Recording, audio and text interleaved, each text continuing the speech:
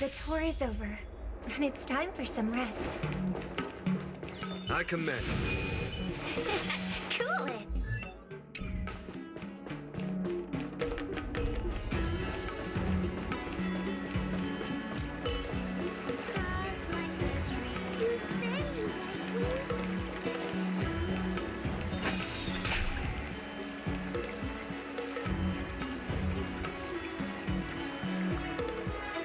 All right, now that you're in position, Miss March, let's get this lesson started. I'm not good at acting all master-like. Since Grandpa asked me to teach you swordplay, I won't hold back any secrets. Thank you so much, Masters! Oh, wait. Does this mean our training is only officially starting right now? After all, we need to watch you practice for a few days before we can figure out how talented you are, right? So, how'd I do, Master? You're definitely talented, Miss March. Hey, here you are. Did you hear that? These two masters just called me a swordplay genius. Just wait until I go. Everyone's going to be so wowed by my new skills. Swordplay requires rigorous training. Before we start, Miss March, you need to find a clear reason to keep you motivated while you train. It doesn't have to be something huge, but it needs to be clear. In other words, even though you didn't exactly choose to be our apprentice, you still need to take the initiative during this learning process. I once had the honor of learning swordplay from a master. She asked me why I started training at such a young age, why I wielded a sword. So, for our first lesson, I'd like to ask you the same question. Miss March, why do you wield your sword? Why do I wield my sword? I wield my sword to take down my enemies. I mean, what other reason is there? I also questioned that sword master about why she uses her sword, and she said, to vanquish my enemies, nothing more. Miss March, you gave a similar response, which shows you've got potential.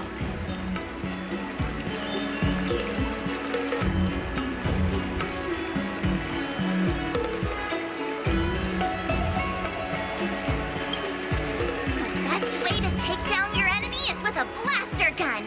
I heard a hero say something like that in an immersion. He also mentioned that sword training can push a person's physical abilities to their ultimate limit. Seems like you've seen your fair share of immersion, Miss March. But if you want my opinion, if your goal is self-improvement, you'll feel just as accomplished even if you put down the sword and go back to your bow.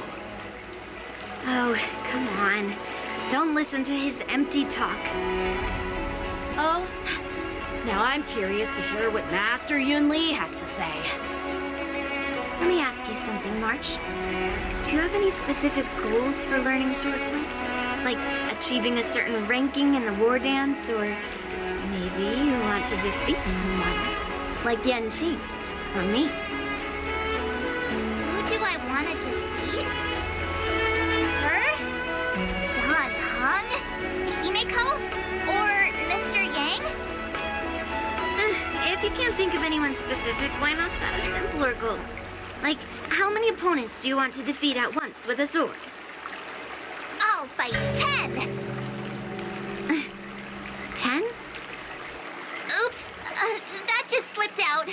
It's actually another line from an immersion.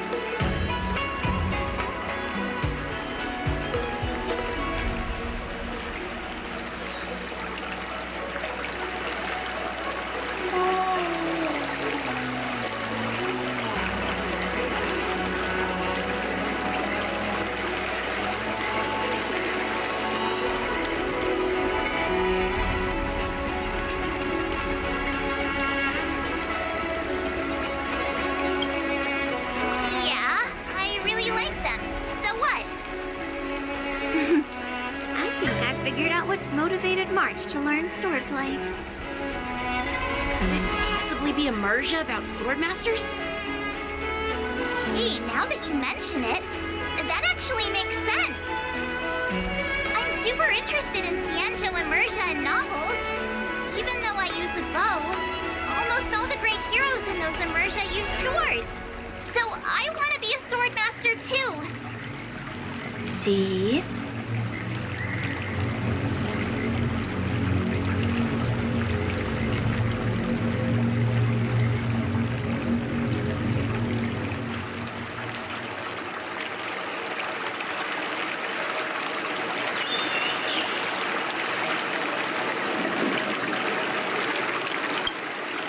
It doesn't matter. Everyone has their own preferences. Becoming a sword master who fights for justice and battles evil? Well, that's definitely a good reason to keep you motivated in swordplay training. Now that you've both given your approval, I have another small request. I want to perform a tea ceremony to honor you as my masters. Remember, you'll need to tap the table a few times with your fingers. Tea ceremony? Tap the table? Do we have to be so serious about accepting an apprentice for the first time? Please? That's how those heroes in the immersia show their respect. Play along? Let's just stop wasting time. Just treat us to some milk tea. And then we can start our real swordplay training, okay? Yeah! All right, let's go. To the Sleepless Earl.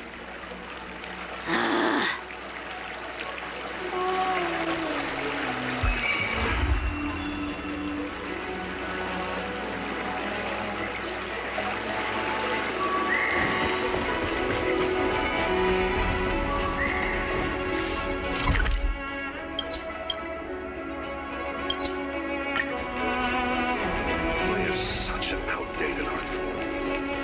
Hey, this is not how it's supposed to be, right?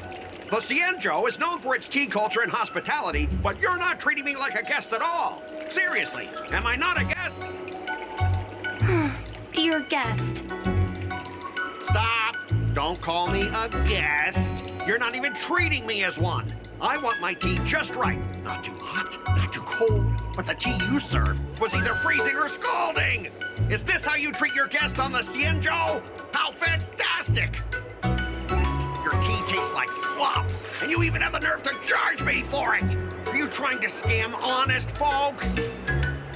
And that name, the Sleepless Earl. It's so hard to remember. How about we give you a new plaque that says Xianzhou Slop? It suits this place better, don't you think?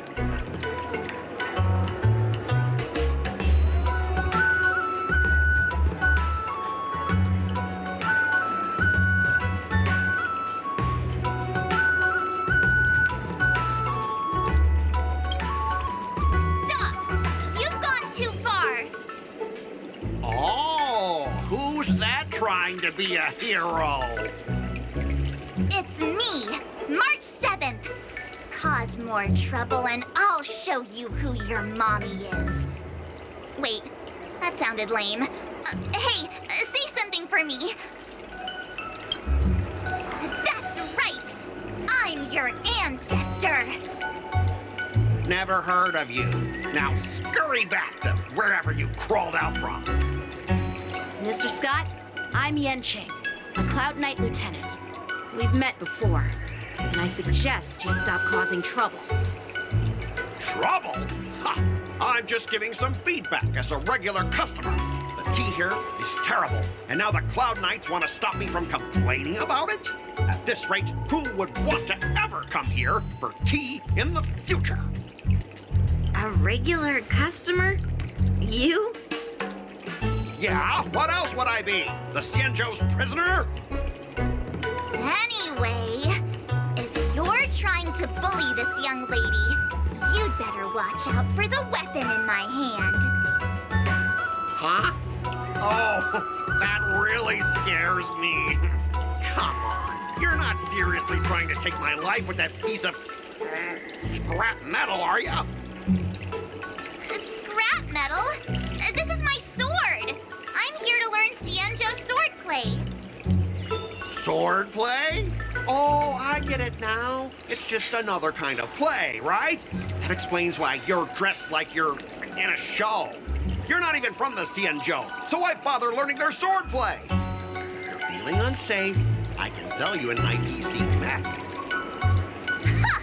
As if anyone wants your junkyard scrap mechs!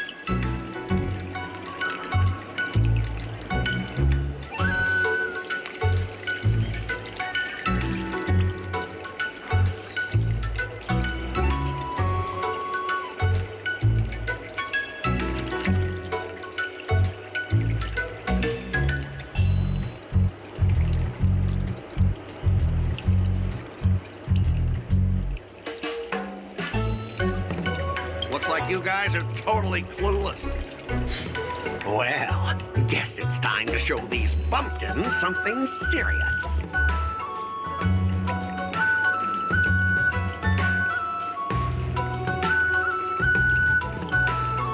Just a reminder, IPC members, street fighting on the Xianzhou Luofu is prohibited. Make any funny moves, and I'll smash that scrap metal. Hey, relax. I know the rules. These are my subordinates. They got stuck here because of the transport ship incident, and they need to vent their frustration. In the end, it's all the Xianzhou's fault. Well, I can overlook the terrible tea, but now that you're questioning my security, I can't let it slide. After all, I have a courier business to run. With so many clients watching, that just wouldn't look too good now, would it? Instead of wasting your life learning useless swordplay, why not invest in our civilian mechs? You'll have your master kneeling and begging for mercy in no time. Stop! Don't you dare insult Xianzhou swordplay like that! If you have the guts, I'll show your mechs what I can do. Huh?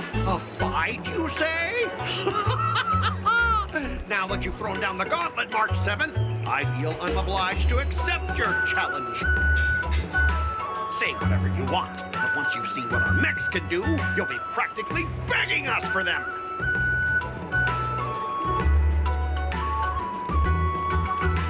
Oh, come on! How could I say no to a bet? So, I can see you're no master yet, March, but I'll play fair. You go back and learn swordplay from your teachers here, and in 15 days, I'll come find you and challenge you with my mechs. Only 15 days? All right. Fine. And if you lose, you'll have to bark like a dog in public and shout, "Xianzhou swordplay is a total joke!" You'll stand at the entrance of Owl Room Alley and say it to everyone passing by. Oh, and if that's the case, just forget about your master and become my apprentice instead. I'll teach you how to pilot a mech. And if I win? I'll become your apprentice? Nah, I don't think so. I don't like you. Okay, how about this? If I lose, I'll squeal like a pig in public and say, IPC mechs are a total joke. And I'll even print that on every mech on the transport ship. Deal?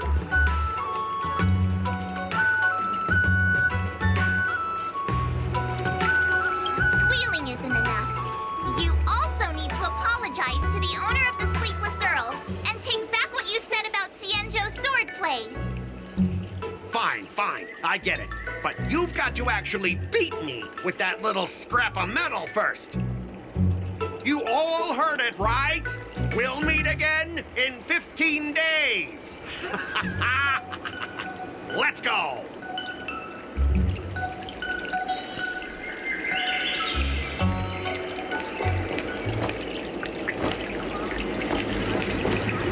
The Xianzhou and IPC signed a trade agreement, so those IPC people won't dare to cause any trouble.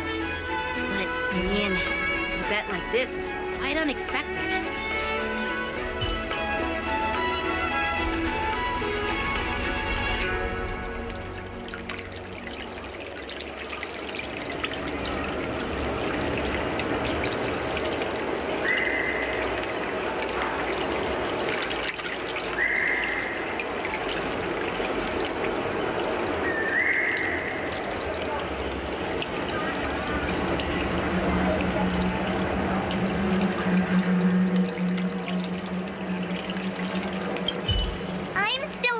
about the owner. Let's go check on her.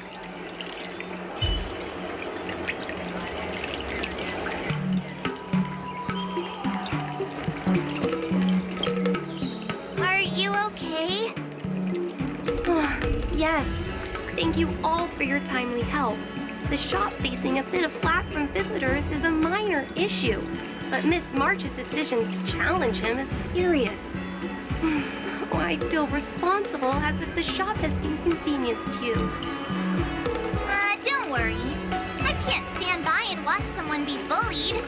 I have to stand up against injustice, no matter what. Not only do you speak like a hero from an immersia, you also have a kind heart. Your charisma has completely won me over, Miss March. I'm not quite a hero. Yet. I know you're here for the tea ceremony. Please come inside. Thanks for the invitation, but right now, I just want to focus on practicing swordplay. Masters, let's save the tea for later. Sure, the tea can wait for now. However, I have a question, Miss March. How confident are you about the bet you just made?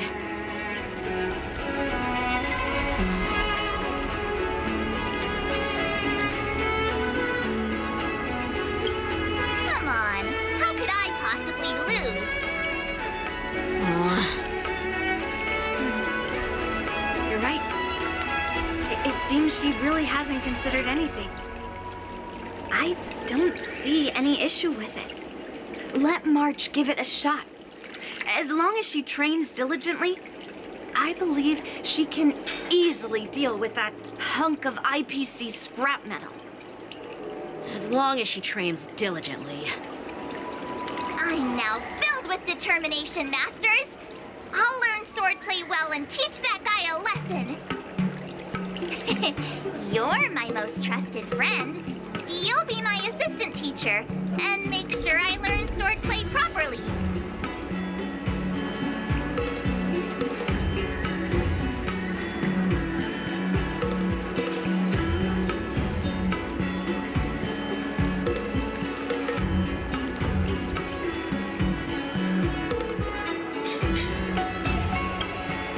If I can't learn swordplay well, I'll have no one to blame but myself. Masters, Miss Teaching Assistant, let's go back and start the training now.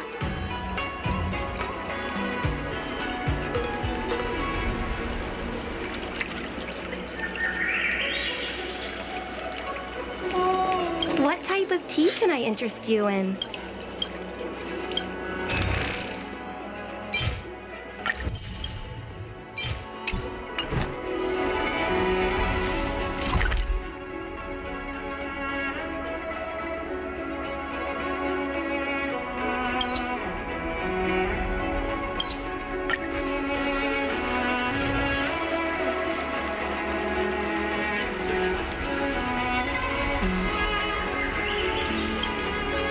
That IPC guy will show up in 15 days.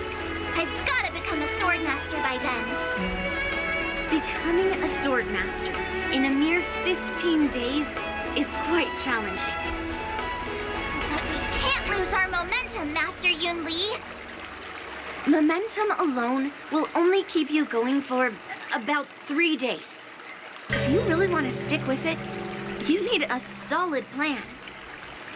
No worries. I've found my professional teaching assistant to help me organize the lessons, so there won't be any problems.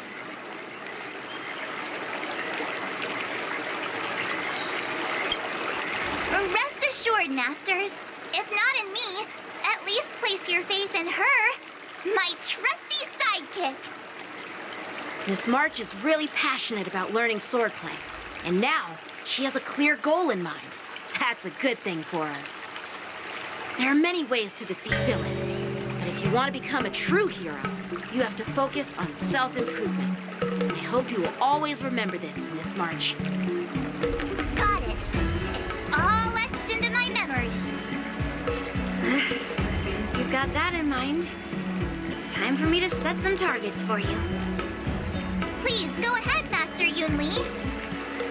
We'll have 3 exams during these 15 days.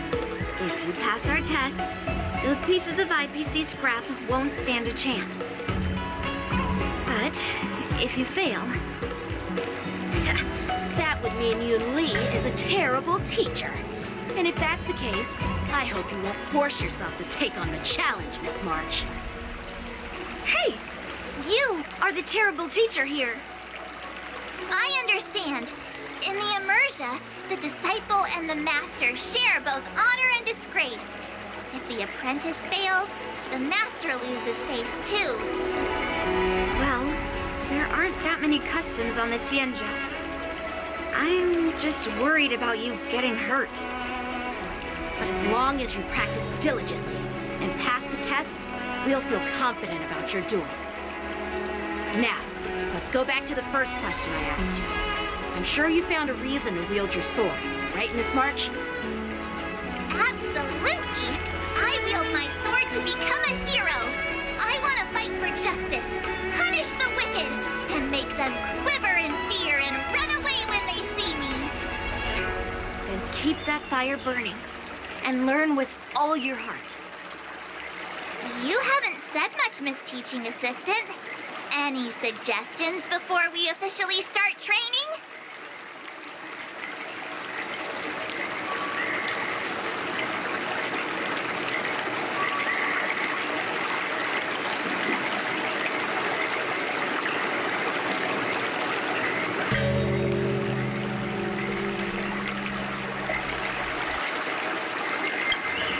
What twists? Like the ones in those Swordmaster novels? But I wonder what kind of unexpected twists I'll encounter.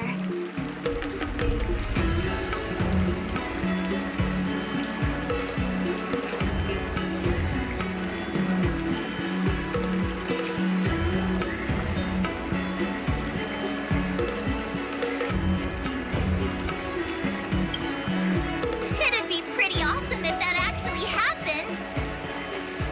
That's enough chit-chat for now. Don't forget to keep an eye on my swordplay practice.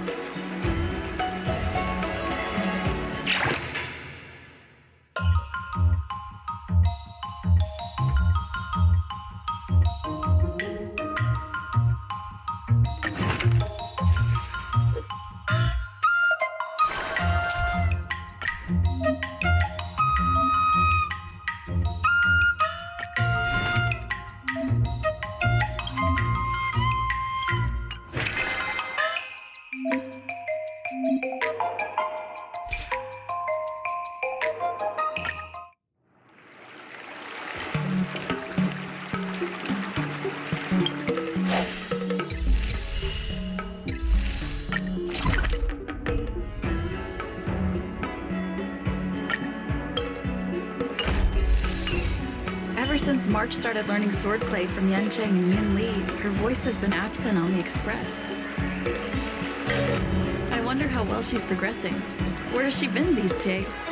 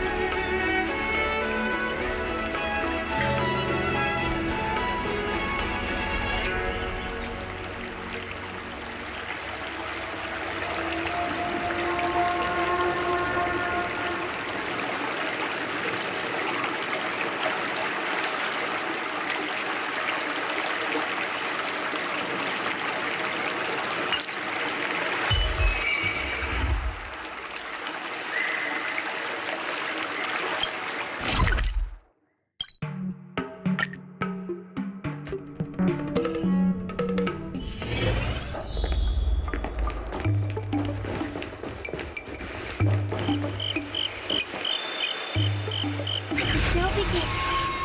Ah, there you are. I was looking around before you got here. I already looked everywhere, but March 7th is nowhere to be found.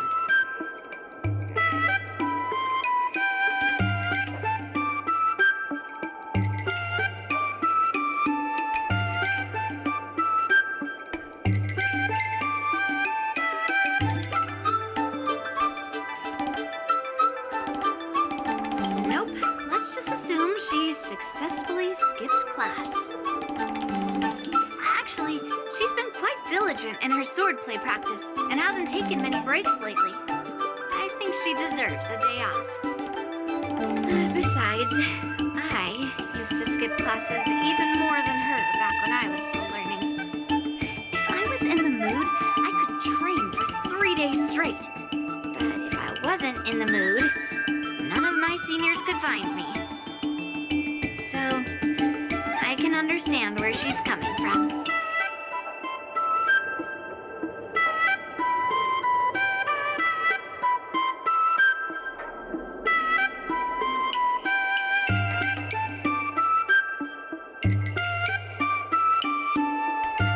No need.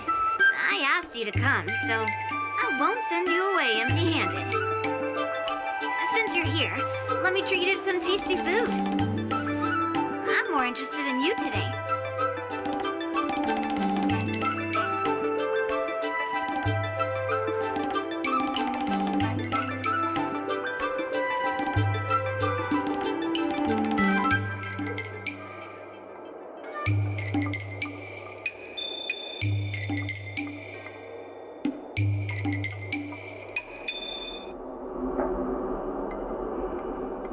Let's walk and talk.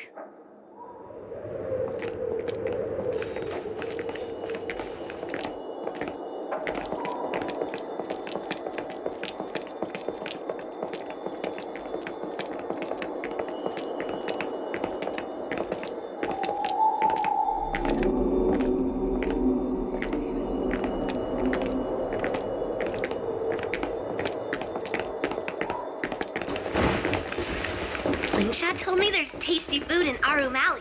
Let's go there. Dumplings and steamed buns. The buns are huge. A table for two, please. All right, come on in. What would you like? Well, we'll have one of everything on the menu. The entire menu? Do you think it'll be enough?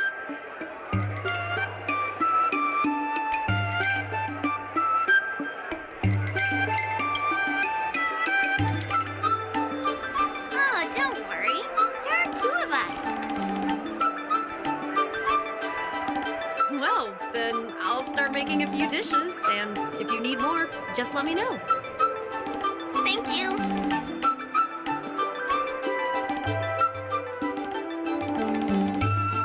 No, I've thought about it. She deserves a day off.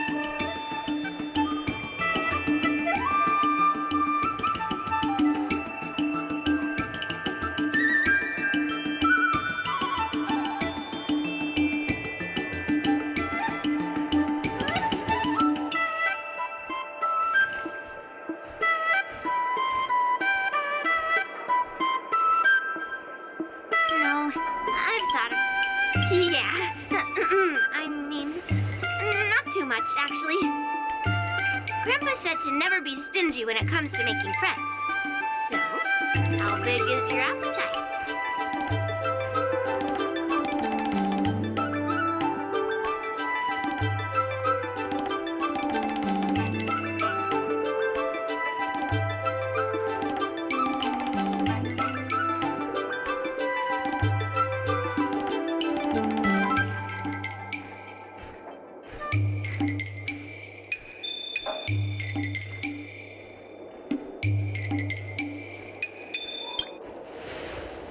Oh. Then we can bring the leftovers to Grandpa. Well, to be more precise, I'm interested in your sword. Yanqing mentioned you before. He said that you're not to be underestimated, and that your weapon has a unique shape. So, I've always been curious about your sword. How the weight is distributed, what material it's made of, whether it contains any special ingenia, and what kind of sword techniques you use.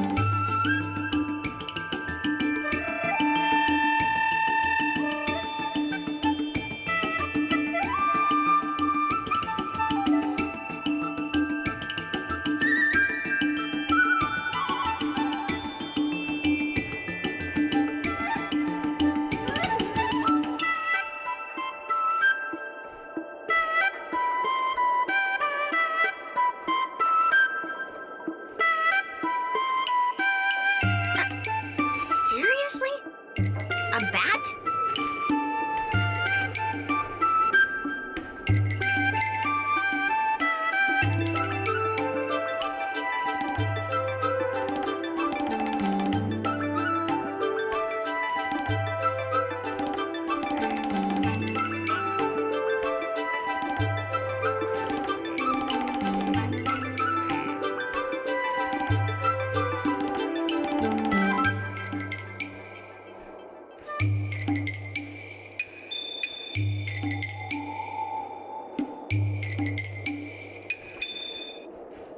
Yeah, now more than ever.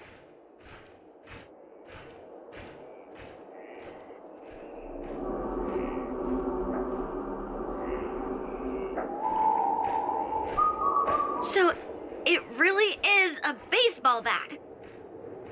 Grandpa said that a sword doesn't have to be constrained by its shape, so, in a sense, your bat is a sword too. He also said that a weapon mimics its master, so your bat actually reflects your habits and nature, you know? Let me guess. You're someone who doesn't follow the rules, enjoys improvising, and can handle yourself well against tough foes. Am I right?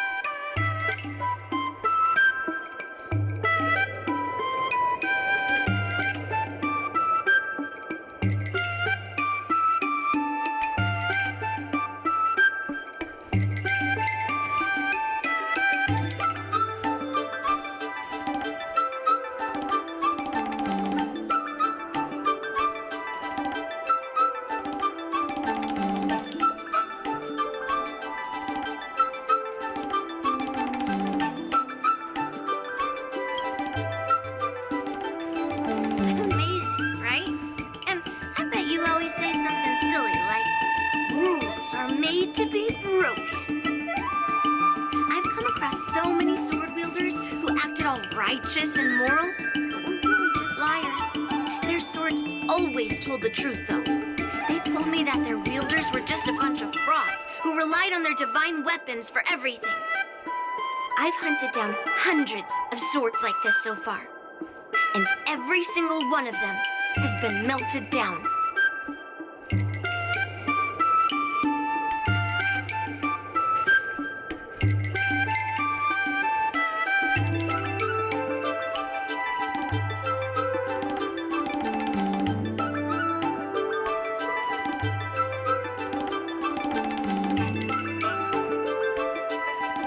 Yes, but only for those who cross the line.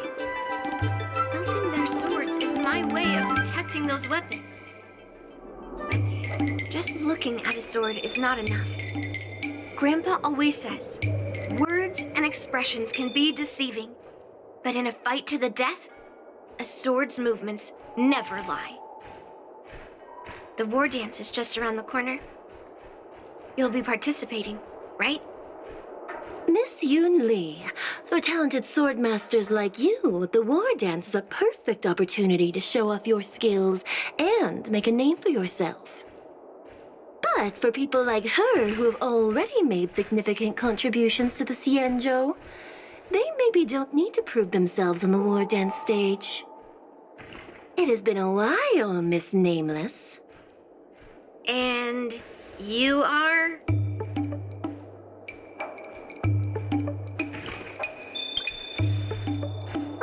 I suppose busy people have short memories. Please let me introduce myself. I'm Shi Kui, one of the secretaries serving the Helmmaster Yukong. I apologize for interrupting your conversation. I happened to hear you discussing the war dance.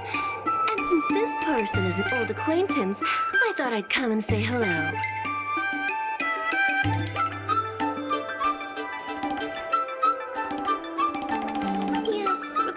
Approaching, many guests from afar are pouring in. Mr. Pavo here is one of them. He's from the distant planet Kalevala. Mr. Pavo's planet recently joined the Pan-Cosmic Trade System. He brought his delegation here this time, not only for business, but also to return something that belongs to the Xianzhou. Miss Shikwe, the word gift is perhaps more fitting than return. While it did once belong to the Xianzhou, we faced many tribulations to be able to deliver it here, so it should be considered a gift. I apologize for my poor choice of words. Mr. Pavo's delegation brought a legendary Xianzhou sword that had been lost for centuries. General Huayan plans to personally thank them at the Palace of Astrum and present the sword as a prize to the champion of the war dance. Mr. Pavo and I were actually on our way there. Since you two were talking so enthusiastically about the war dance, maybe you'd be interested in joining us at the Palace of Astrum?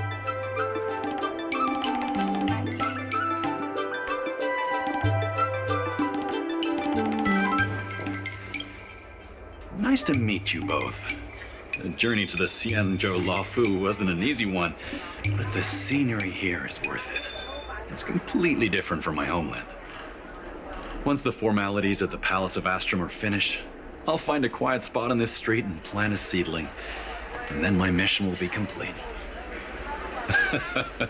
The Sword of Heroes will finally be returned to its rightful owners. I couldn't be happier.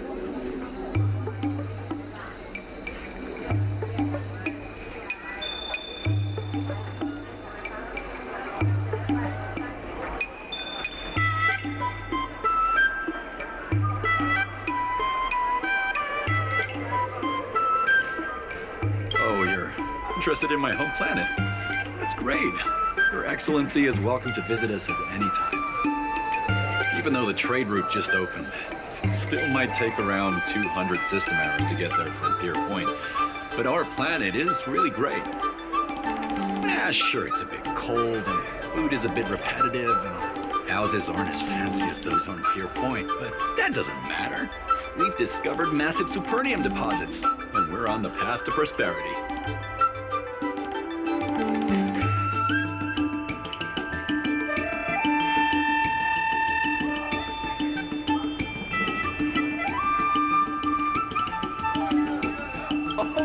You mean the Mieka Kivesa? It's an incredible sword. That weapon helped the legendary heroes of my homeland slay demons. That is highly revered. It also has the power to choose monarchs. All the ancient kings of Kalevala received a sign from the sword, showing they were worthy to rule the land. According to tradition, each monarch would plunge the sword into a stone, and only a hero recognized by the sword could pull it out and ascend to the throne next.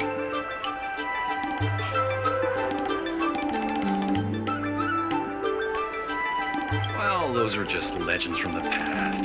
No one today has witnessed it firsthand.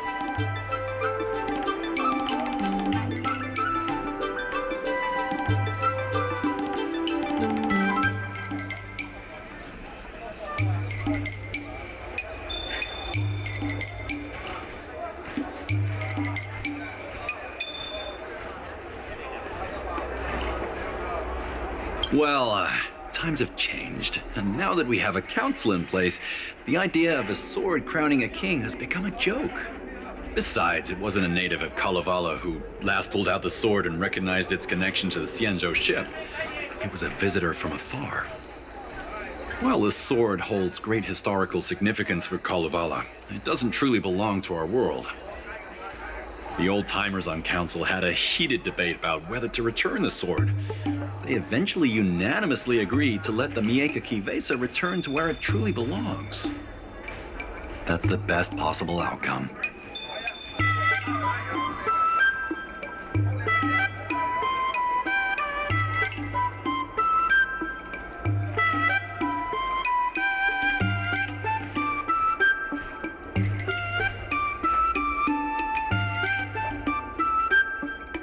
Wonderful. It's an honor to have so many people witness the sword's homecoming.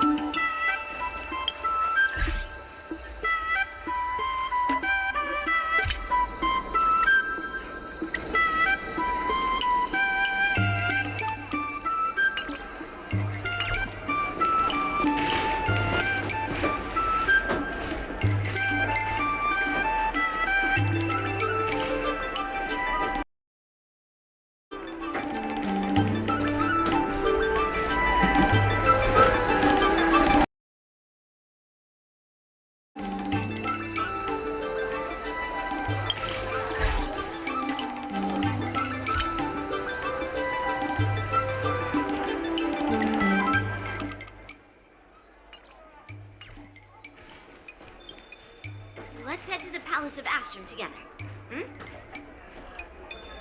But I am. It's the prize for the war dance, after all. I might not know all the stories and legends, but I know a legendary sword when I see one.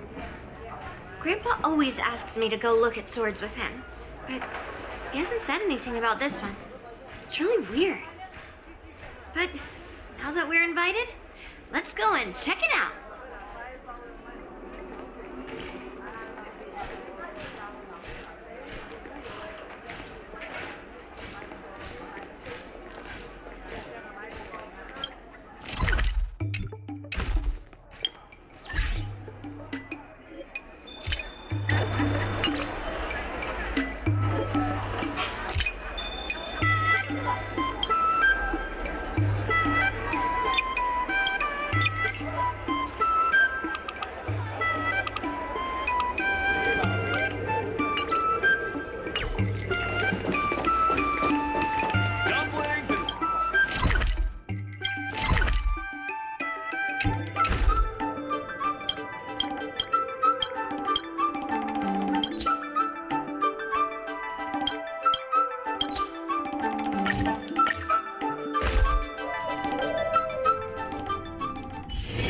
The tour is over, and it's time for some rest.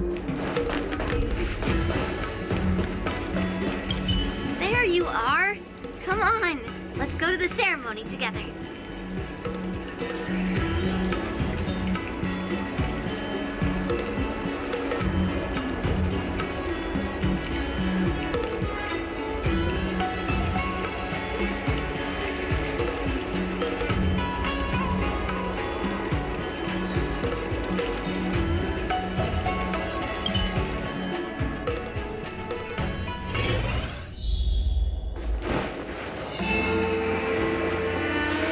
Please allow me to offer a sincere compliment, my fair lady. Your beauty is as pure as a snow-white iris. Well, if it isn't my dear friend, glad to meet you again. Who is this weirdo? Who is this knight? I am Argenti, a member of the Knights of Beauty. I was invited as a part of the Kalevala delegation to escort the legendary Mieka Kivesa back to the Xianzhou. May I have the honor of knowing your name? My name is Yunli. What a beautiful name. I wonder if you have ever heard the holy name of the pure and flawless goddess Adrilla. Oh, you're here, Yunli. Didn't expect you to be so well informed. Well, now that you're here, don't forget your manners. Manners. Come on. You won't find another granddaughter as polite and well-behaved as me. Well, just remember this is a very serious ceremony. Sorry for keeping you waiting, Mr. Pavo. Now, let the sword gifting ceremony begin. Before the ceremony officially commences, I want to express my gratitude to the Knight Argenti. Thank you for enlightening us about the sword's origin and for escorting it here safely so that we may complete this ceremony.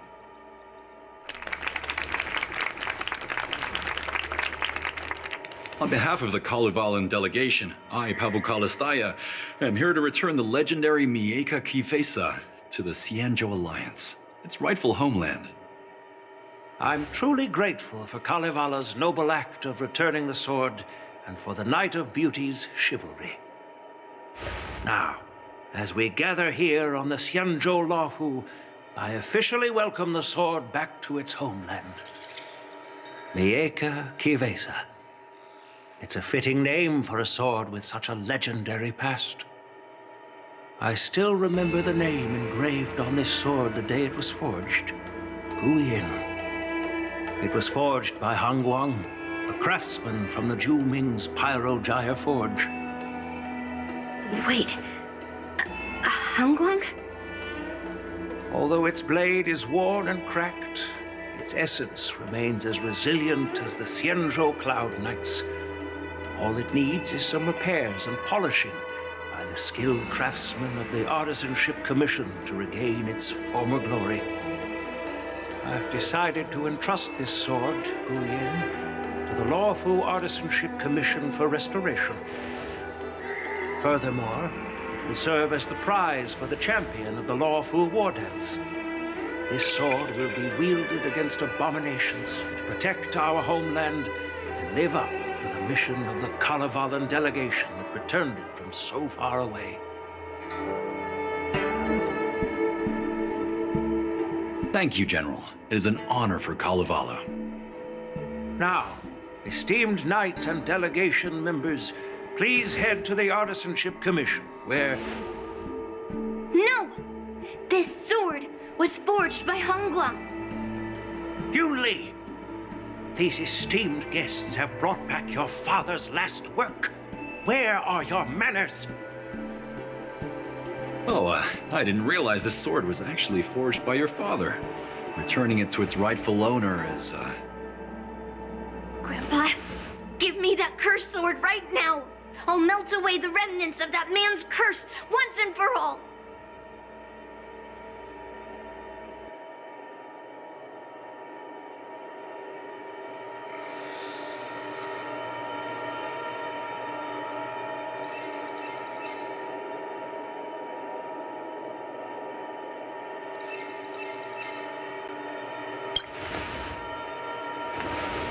Don't be rude, Yunli. Apologize to our esteemed guests from afar.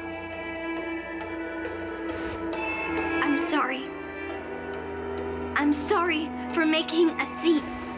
But I have to melt down this cursed sword. I won't let it fall into anyone else's hands.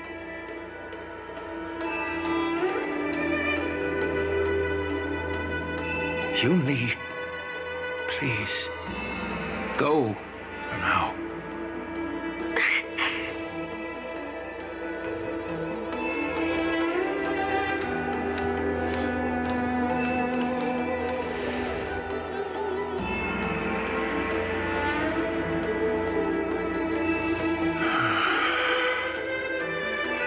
This is exactly why I didn't want Yunli to know about this.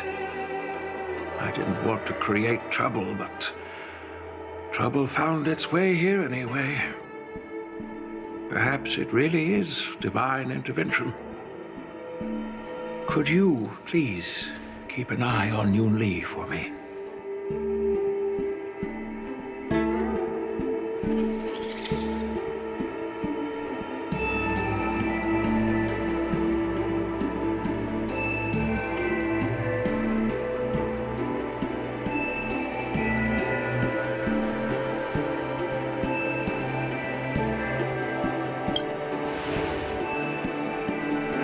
Tall order, but I'm counting on you. I apologize for the unfortunate interruption. Let us move on with the ceremony.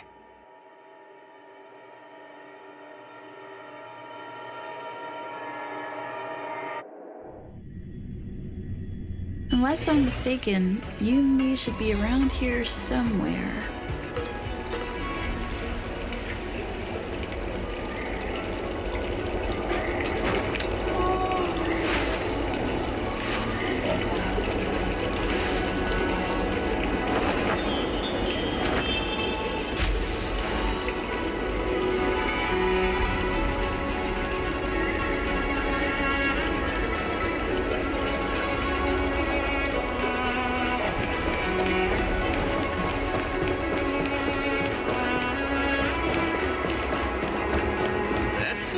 Battleship there.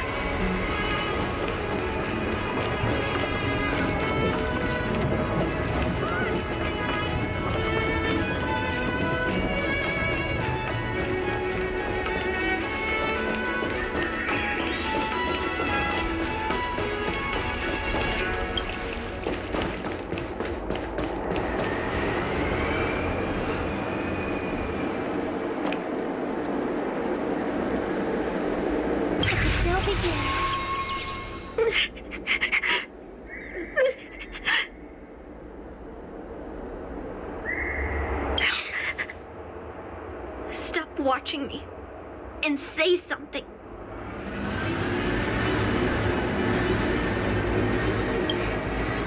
Did Grandpa send you to look for me? I bet he did.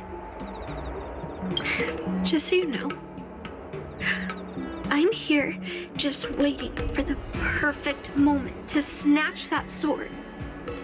And once I have it, I'll melt it down before anyone can react. Don't even think about stopping me. No one can stop me.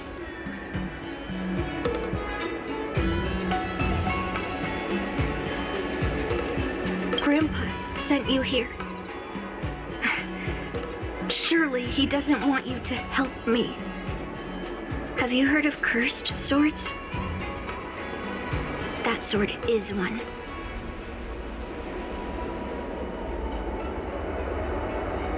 I guess that's what it means, literally. A cursed sword lets anyone, even a complete novice, wield it with insane skill. Just by holding the hilt, even the weakest rookie can brandish it with incredible speed and strength.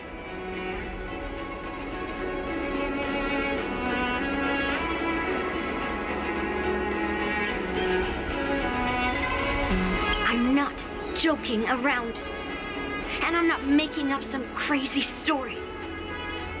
While a cursed sword grants instant abilities to its wielder, it comes at a cost.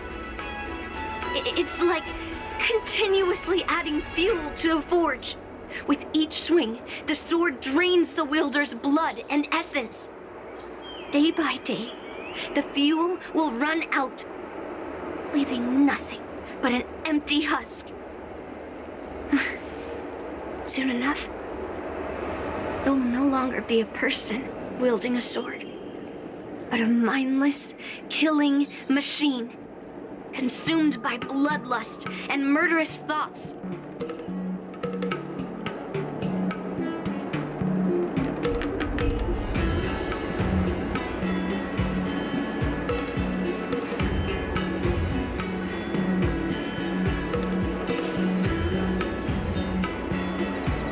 wonder if you've ever heard of a creature called a heliobus.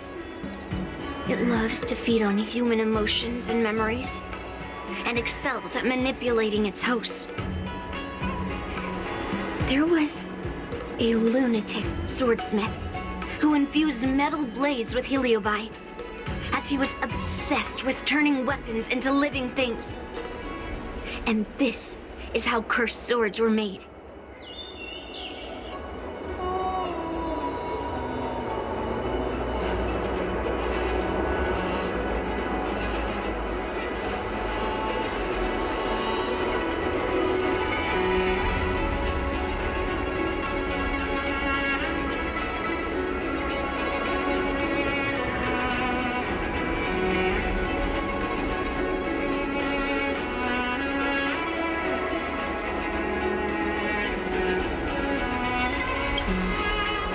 I know, I shouldn't have caused a scene at the sword gifting ceremony. But I've thought this through. If I don't make a fuss now, that cursed sword will cause a whole lot more trouble. So it's better if it's me causing the trouble. By the way, aren't they supposed to be taking the sword to the Artisanship Commission for repairs? Why haven't they come out yet? Any ideas?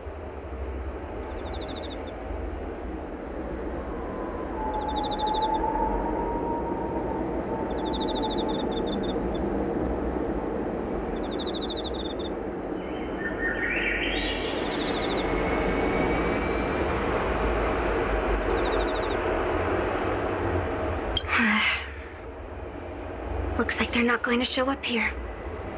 I'll just head straight to the Artisanship Commission. It doesn't matter why Grandpa chose that sword. I won't let it fall into anyone else's hands. I'll track down every single sword he forged and melt them down one after another. Just like I've been doing all these years. I have to go now. Is she planning to sneak into the Artisanship Commission and steal that sword? Maybe I should keep an eye on her.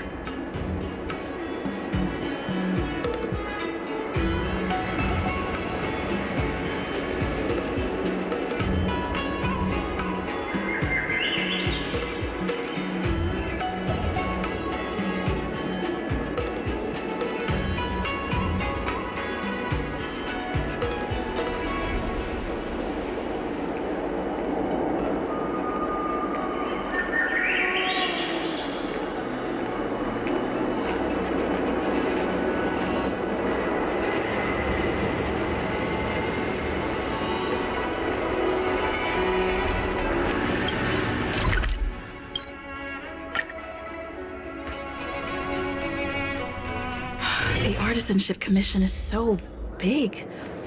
Where could she be? Just a while ago, a girl came up to me, all fierce and demanding directions. She said she's a member of the Artisanship Commission. Do you know her? No idea who she is. If she really works here, how can she not know her way around?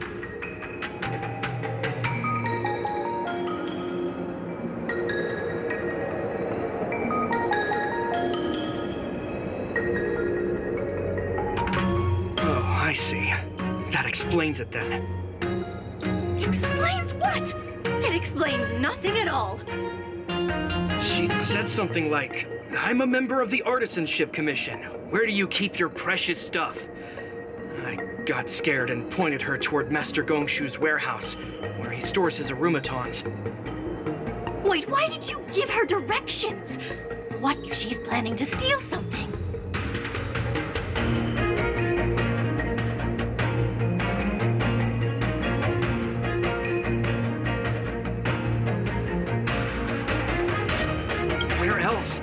Like I said, she was headed straight for the warehouse, where all the valuable arumatons are. Yeah, that place is filled with Master Gongshu's precious arumatons. I bet they'll give her a hard time.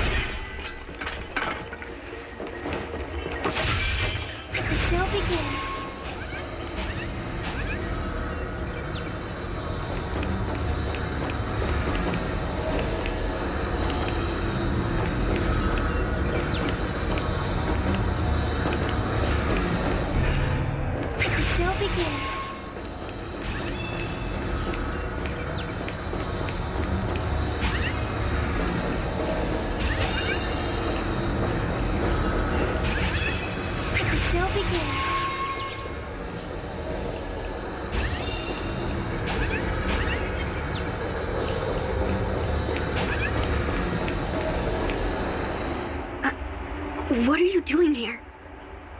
Look, if I get into trouble, it's my problem. I don't want to drag you into it.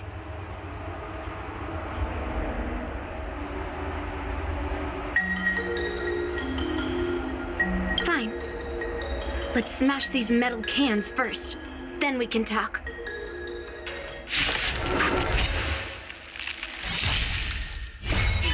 Fight is fun! Dangerous personage all together. I'm here. Scatter! Fiend or devil, I'll crush them all! Here is thunder! Show no mercy.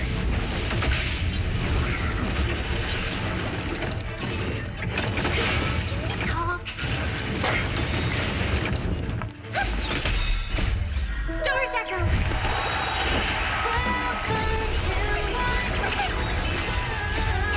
Fight is fun! Conflict is pitiless!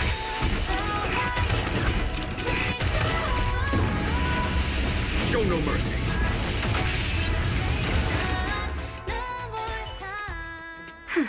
That was the last of them. Thank you for helping me out. This place is heavily guarded, but there's nothing but arumatons. Where is the arsenal? Seems like not even those craftsmen know where the arsenal is.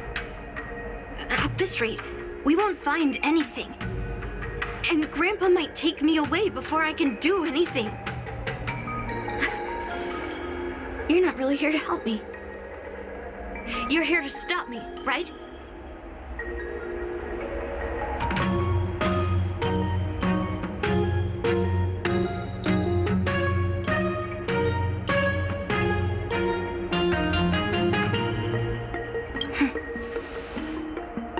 You have a kind soul. But if you want to stop me, you'll have to prove yourself.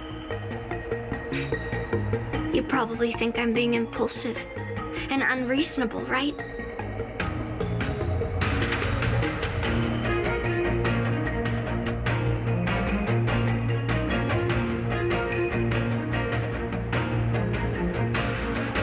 No, really.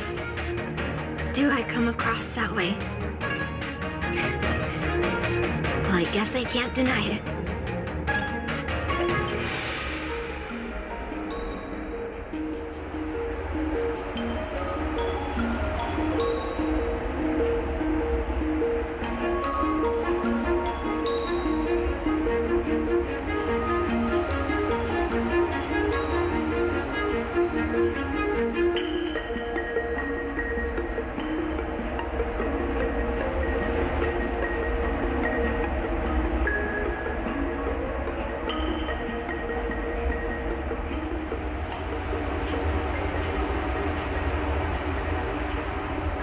Seems like you've met a lot of people who don't tell you the whole story.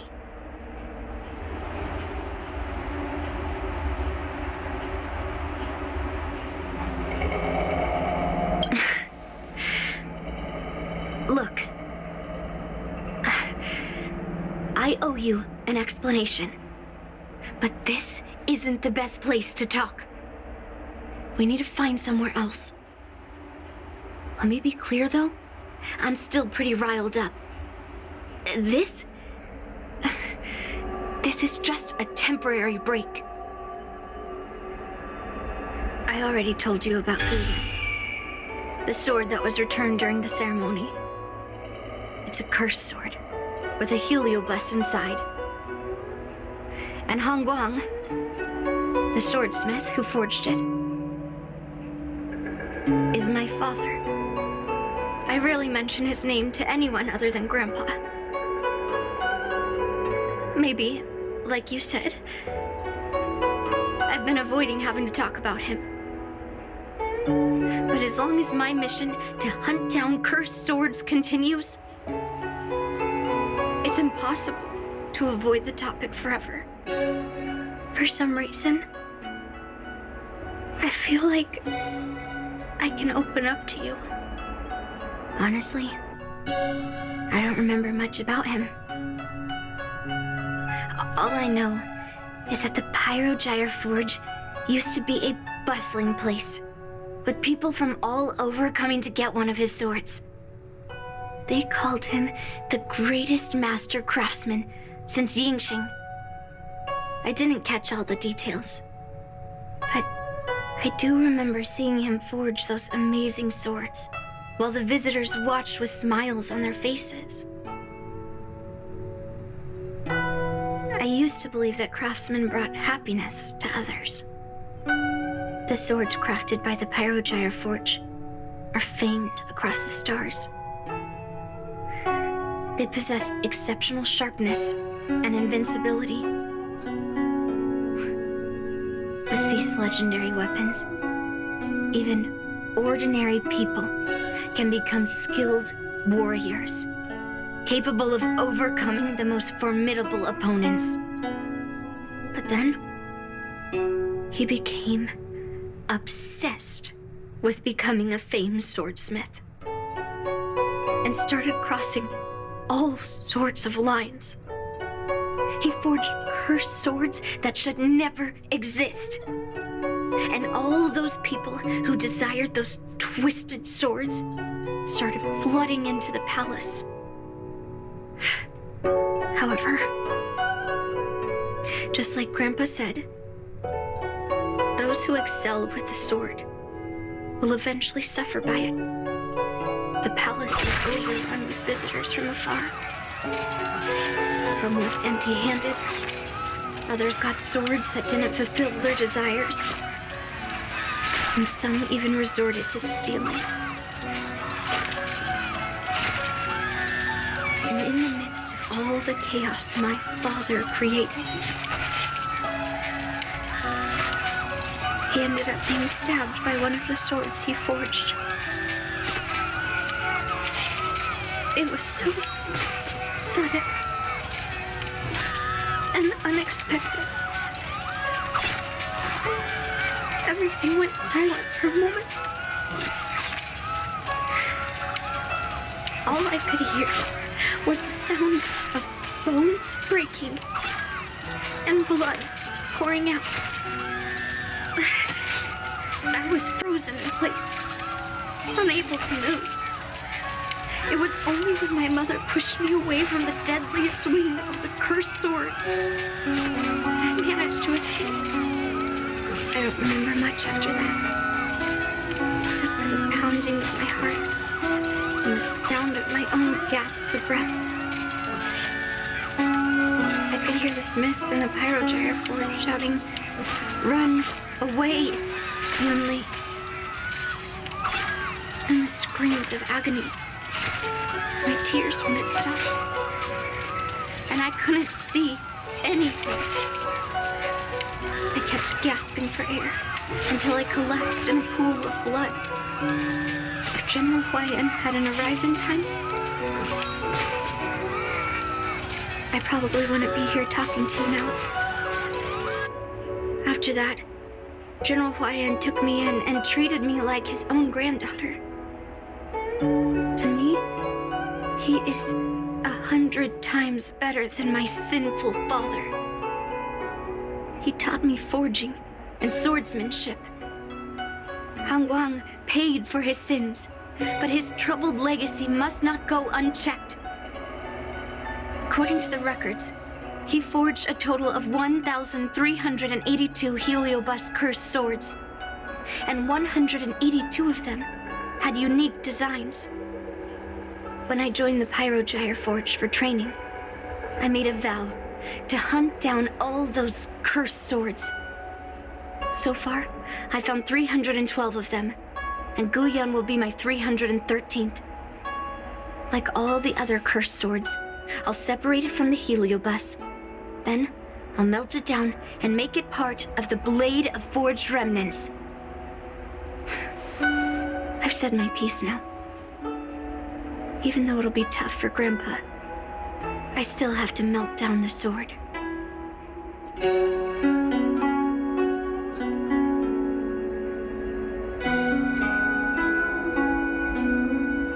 Those travelers who came seeking Hangguang's swords all came in the name of justice and honor. Most of those so-called great heroes were heartless killers. They are only called heroes because they won. Many of the cursed swords I've destroyed had honorable and grand names, too. A legendary sword and a butcher's knife are often just different ways of describing the same thing. Somehow, after talking to you, I feel like I've cooled off a bit. Well, I'll have an honest conversation with Grandpa tomorrow. And I won't take any action against Gu Yun until he gives me his reasons.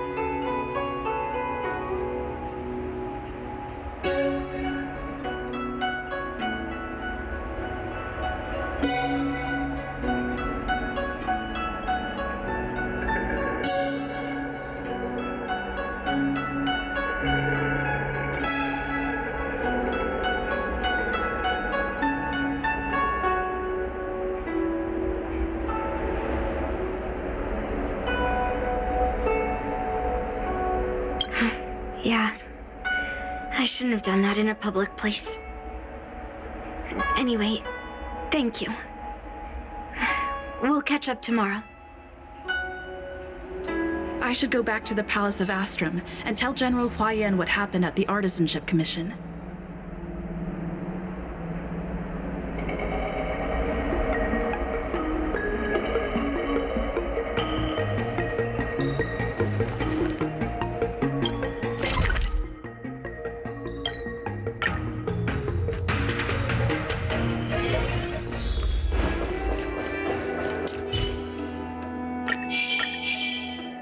I commend you. Coolest. My granddaughter didn't cause any trouble, did she, young lady?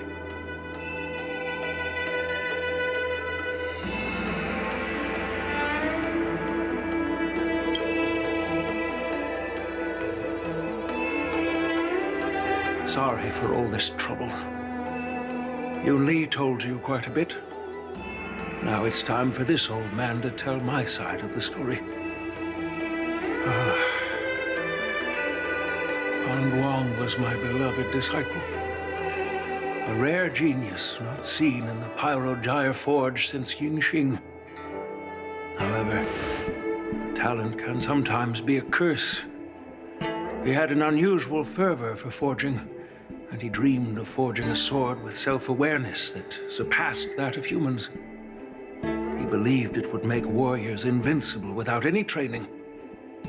According to him, while weapons of mass destruction like Zhuming flames and alchemical arrows can destroy many enemies, true victory lies with soldiers who fearlessly fight, ready to lay their lives on the line. Usually, Xianzhou swordsmiths infuse a basic level of awareness into their swords to make them easier to wield. But even then, soldiers need to experience countless battles to overcome fear and sharpen their instincts. So,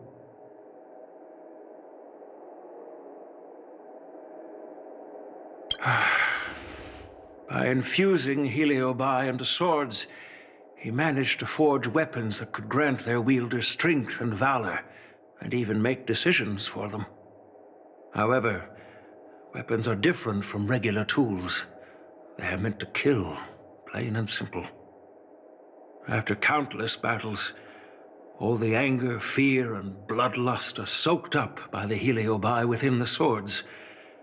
The soldiers wielding them not only gain strength, but they also become consumed by the malice, turning them into puppets possessed by the swords. No matter how noble Hongguan's intentions were, those weapons, soaked in blood, turned into cursed swords eventually. Later, Outworlders got wind of what he was doing and encouraged him to keep forging cursed swords. They came up with all sorts of reasons, from taking back their kingdoms to slaying demons. And you know what happened next. That massacre took our parents' lives, and the lives of many craftsmen in the Pyrogyre Forge. Yunli managed to survive, but she couldn't escape the horrors of that day.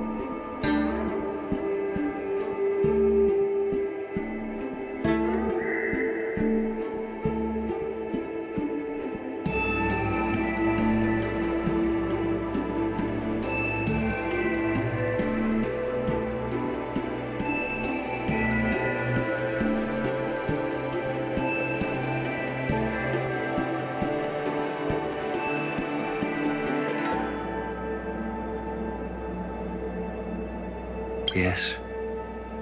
I don't want her to spend her whole life trapped under her father's shadow.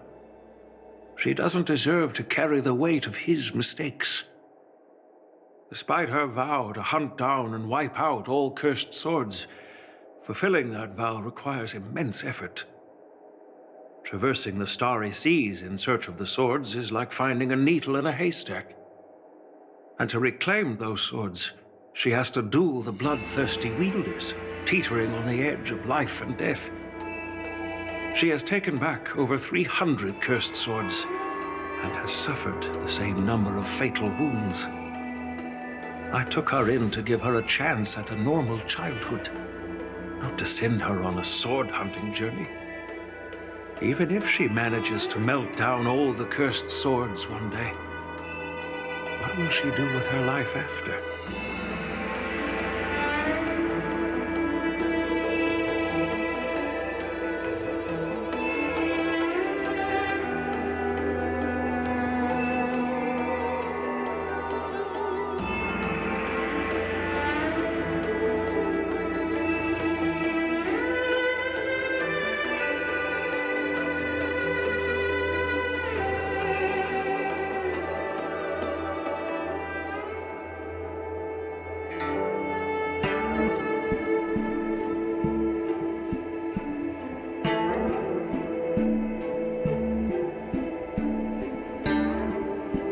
Yes. Despite her vow, and to reclaim those, I took her in to, even if she manages. Buyin is indeed one of the cursed swords forged by Han Guang. Very few swordsmiths could use Heliobai as forging material, and Han Guang was one of them. His attempt came at a terrible cost.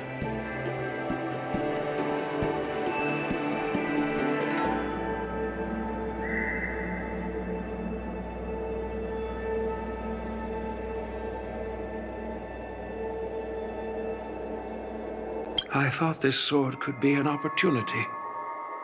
I wanted to tell her that her father wasn't all evil, that even the man she resents so much managed to forge a true sword of heroes.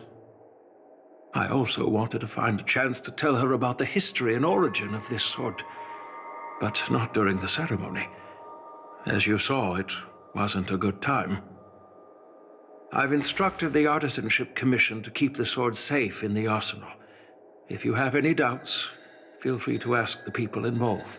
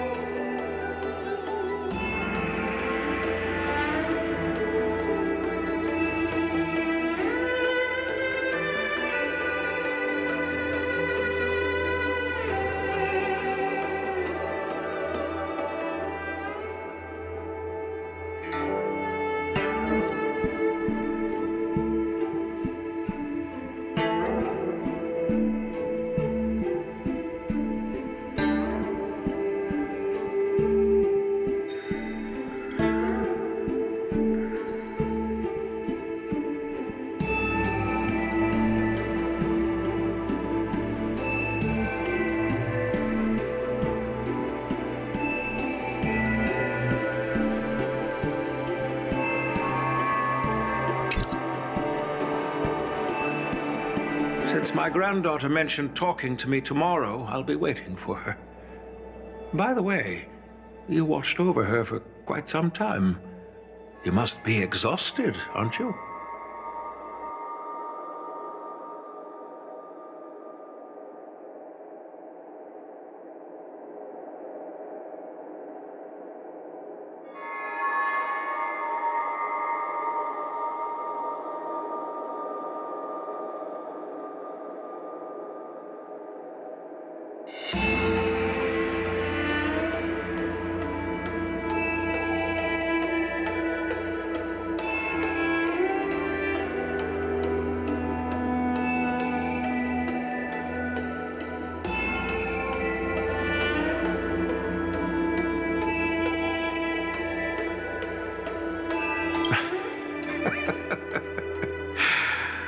I'll be counting on you then.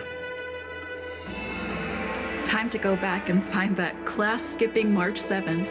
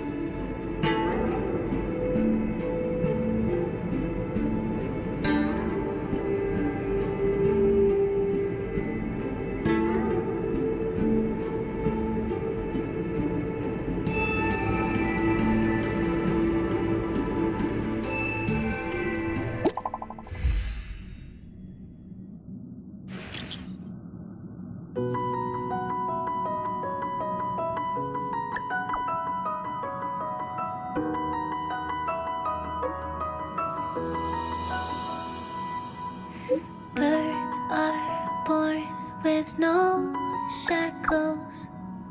Then what fetters my fate? Blown away the white petals, leave me trapped in the cage. The endless isolation can't wear down my illusion. Someday I'll make a dream unchained.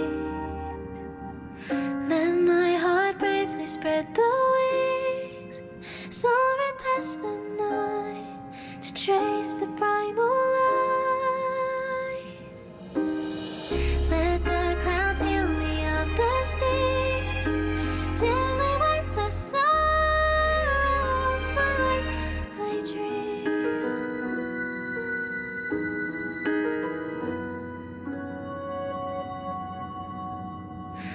What is meant by miracle? Word outside my day. All right, everyone is here. It's time for questioning. Yunli, I'm sure you understand why the official called you here, right? Yeah? But I didn't steal the sword.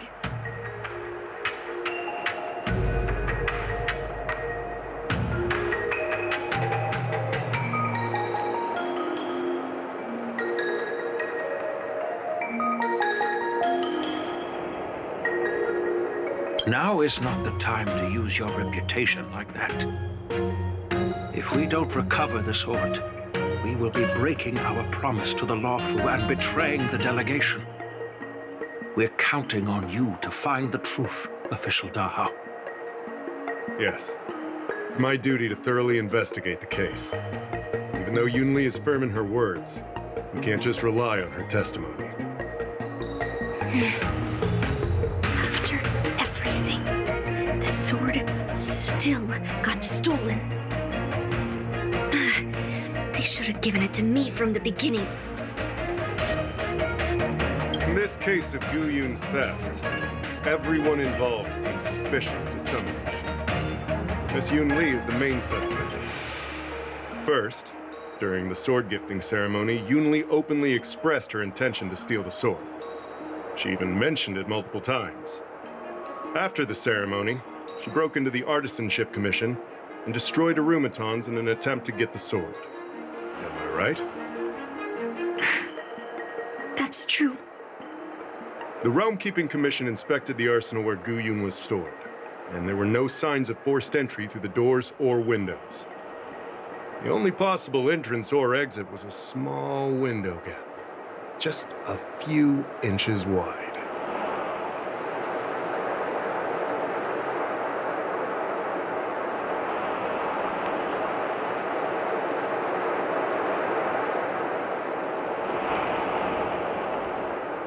Hey!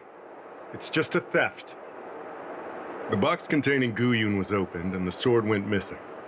But none of the other swords in the room were touched. Which means...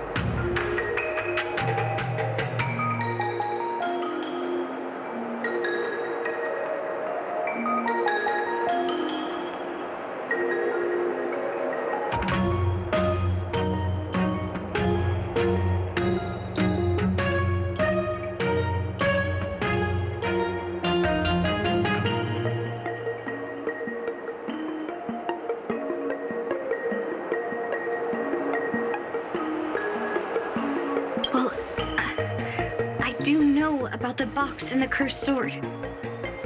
Exactly. The suspect had a clear motive and took only Gu Yun. So, besides the ceremony participants, only the delegation members had access to the sword.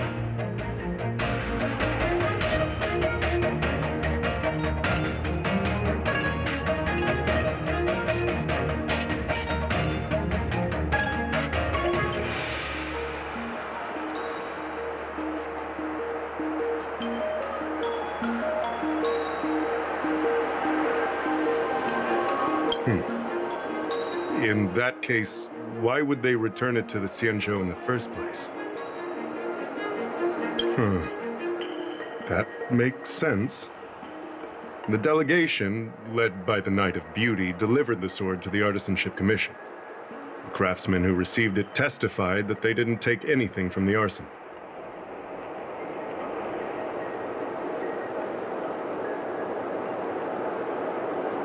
Argenti? Oh, that Knight of Beauty. He was with the delegation when they handed over the sword to the Artisanship Commission. You might not know, but he's the one who recognized the sword's origin on Kalevala and escorted it back to the Xianzhou. In other words, he's the one who made it possible for the sword to come home. So, he wouldn't have gone through all that trouble to bring it to the Luofu if he wanted to keep the sword for himself, right?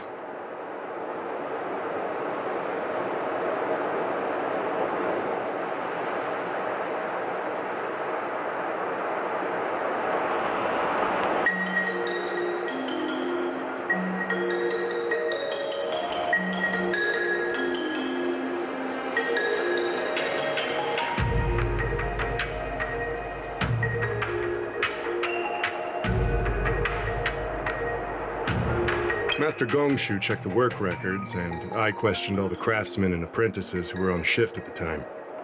But I didn't find any suspicious individuals.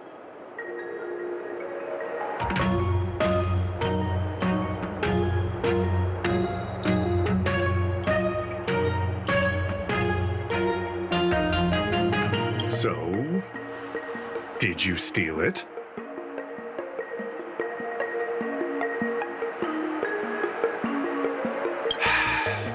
Then stop joking around. I can prove that she came to me after leaving the Artisanship Commission, so she couldn't have stolen the sword. put it simply, not everyone who's seen the sword has been to the Artisanship Commission.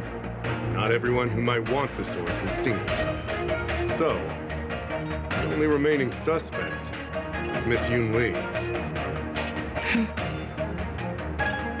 Fair enough. So, I didn't steal the sword. well, when you've eliminated the impossible, whatever remains, however improbable, must be the truth.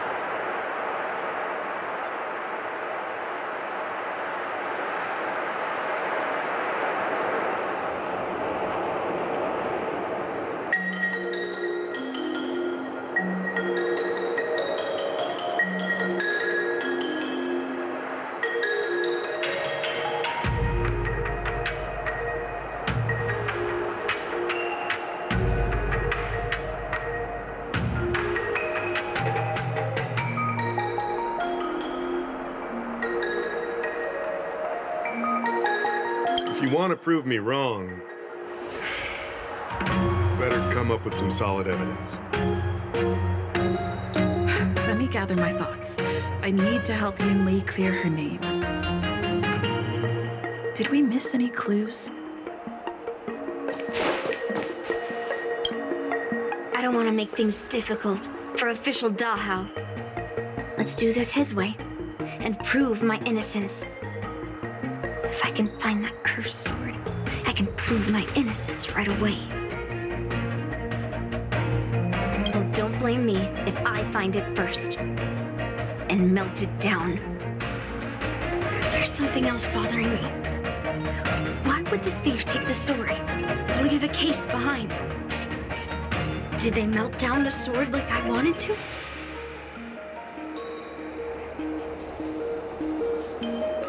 I mean, carrying around the sword like that would be pretty conspicuous.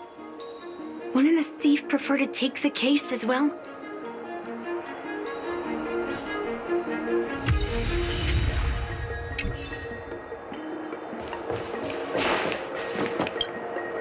Yunli says she didn't steal the sword, and I am willing to believe her. But I know well that Yunli can be impulsive. So if she did steal the sword on a whim, I won't show her any favors. You were with Yunli yesterday, young lady, so you have the best chance to prove her innocence. Is there anything you need to ask me?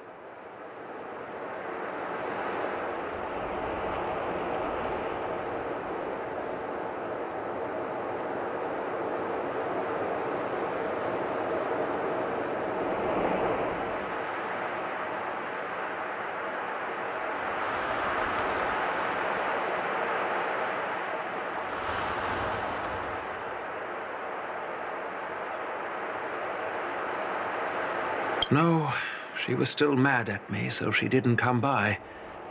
If she had come with you, she wouldn't be a suspect right now.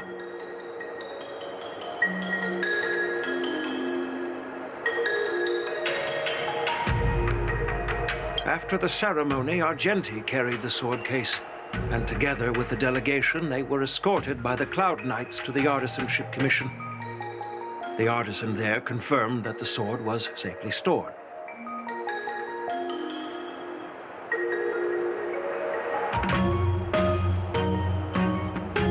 I'm counting on you, then.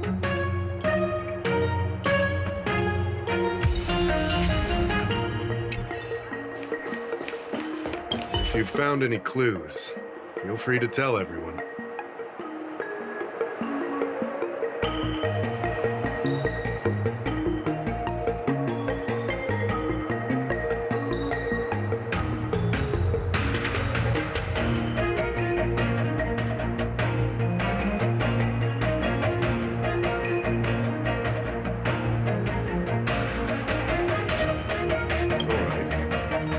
when you're ready.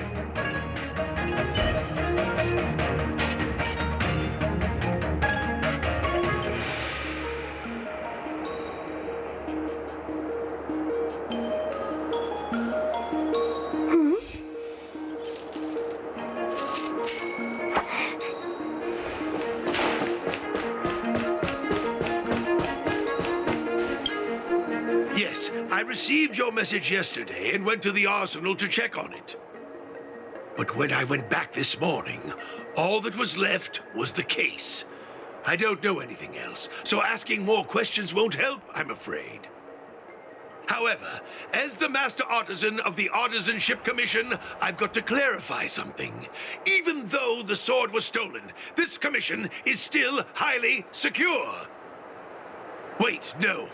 I just remembered. My precious aromatons were smashed.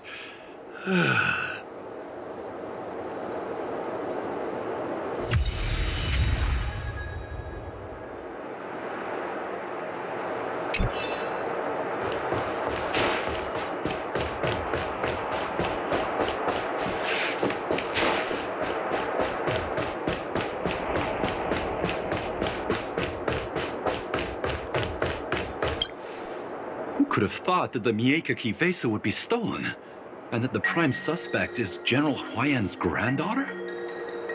Regardless, we've accomplished our mission, and now it's the Xianzhou's problem. By the way, why did that girl call it a cursed sword? It's quite upsetting.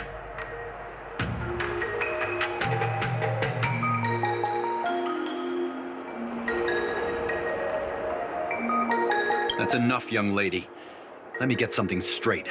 On Kalevala, this sword has always been highly revered. The first master of the Miekaki vesa slew countless demons and then passed it down to a line of wise monarchs. The monarchs would heed the guidance of the hero spirits within the sword and gain insight into defeating their enemies.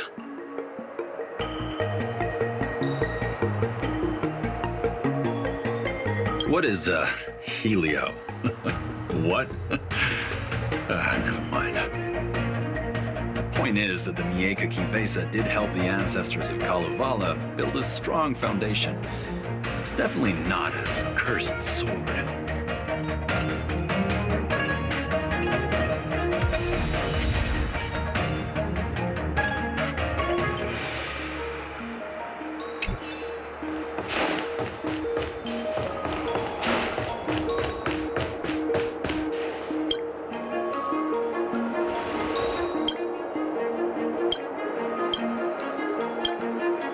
So...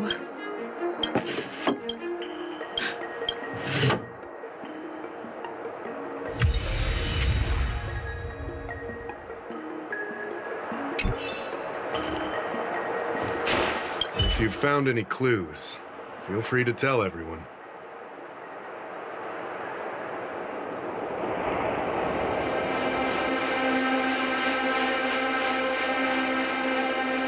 Thank you. But I'm not sure if I can convince Mr. Dahao. 100% sure. Fine. Let me go through my reasoning again, and you can interrupt if anything feels off. Throughout the entire incident, there was only one suspect who broke into the Artisanship Commission, and that was Miss Yunli. Miss Yunli caused a ruckus at the Artisanship Commission trying to take away Guyun, but you stopped her in her tracks.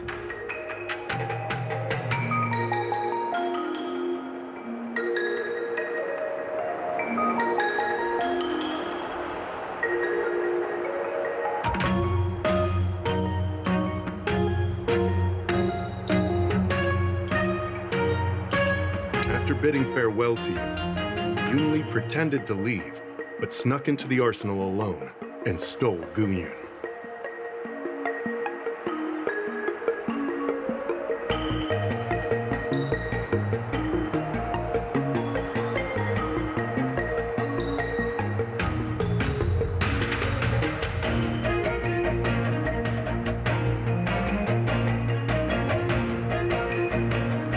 We haven't found any other suspects or evidence.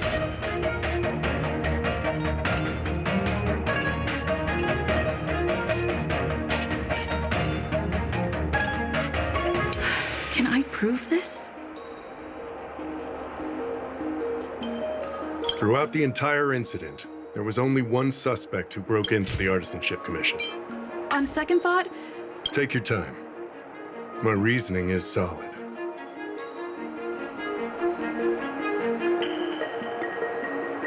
Throughout the entire incident, there was only... on second thought, maybe let me think about it again.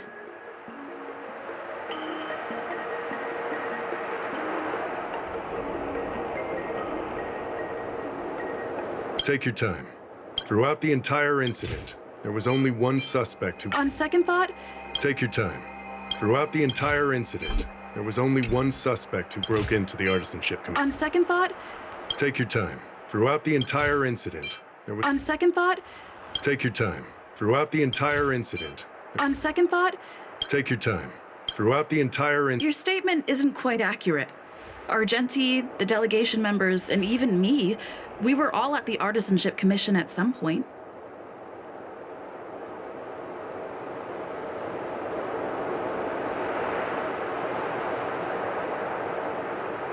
True.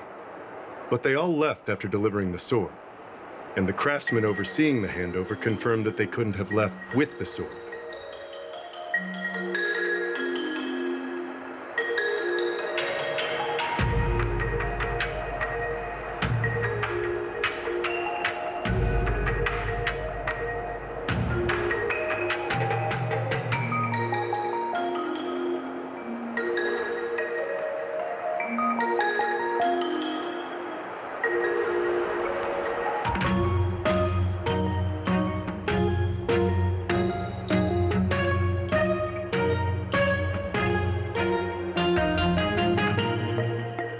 We looked into it as well.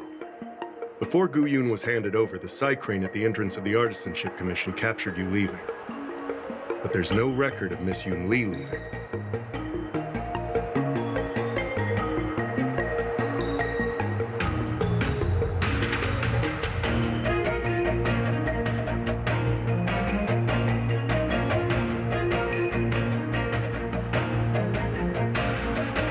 Why would I dare leave through the main entrance after smashing the aromatons?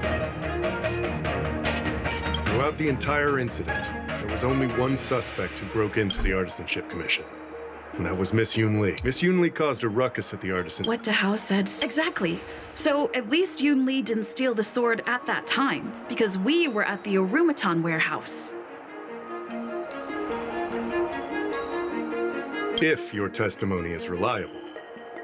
I'm not implying anything, but we need to scrutinize every piece of evidence.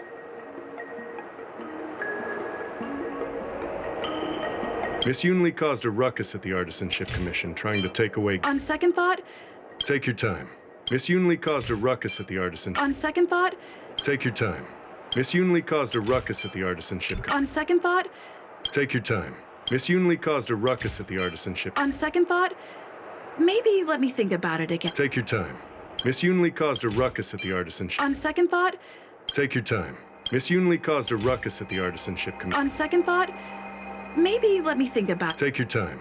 Miss Yunli caused a ruckus at the Artisanship Commission, trying to take away Gu Yun. After bidding farewell to you, After Yunli and I went our separate ways, I messaged Master Gongshu to inform him about the incident. And much later, Master Gongshu told me the sword was confirmed safe. So up until that point, Yunli couldn't have stolen it. Can I prove this?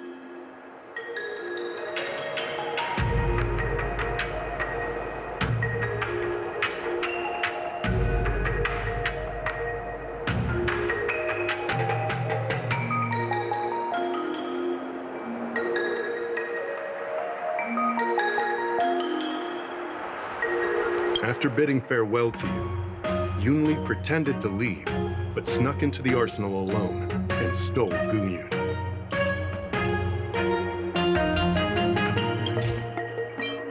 On second thought, Take your time. After bidding farewell to you, on second thought, take your time. My reason after bidding farewell to you, on second thought, maybe let me think about it again.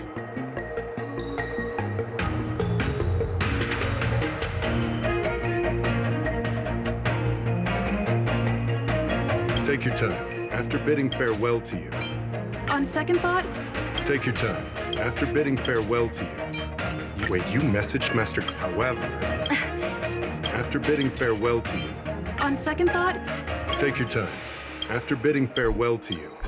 We haven't found any other suspects. looks like you're missing There are no signs of the... No, which piece of evidence? We haven't found any other suspects or evidence. On second thought, Take your time. We haven't found any... Can I... Throughout the entire incident, Miss Yunli caused a ruckus at the Artisanship Commission, trying... After bidding farewell to you, Yunli pretend... We haven't found any other suspects or... On second thought, Take your time. We haven't found any other suspects. on second thought, Take your time. We haven't found any other suspects. on second thought, Take your time. We haven't found any other suspects. I carefully examined the lock of the sword case, and there were no signs of tampering or damage.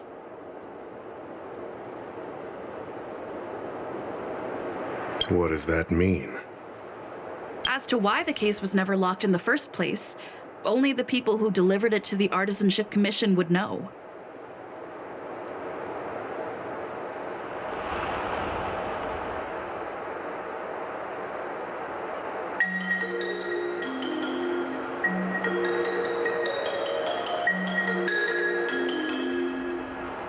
Plus, I found something else inside the case.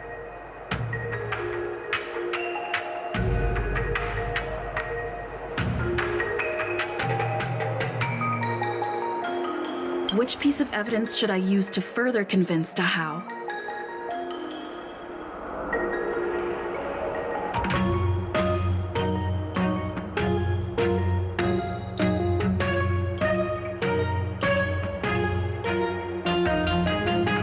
We haven't found any other suspects or evidence.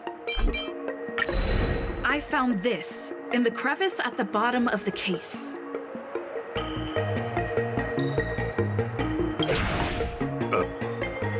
Rose petal? Huh. I must have missed it during the search. Why was there a petal inside the case?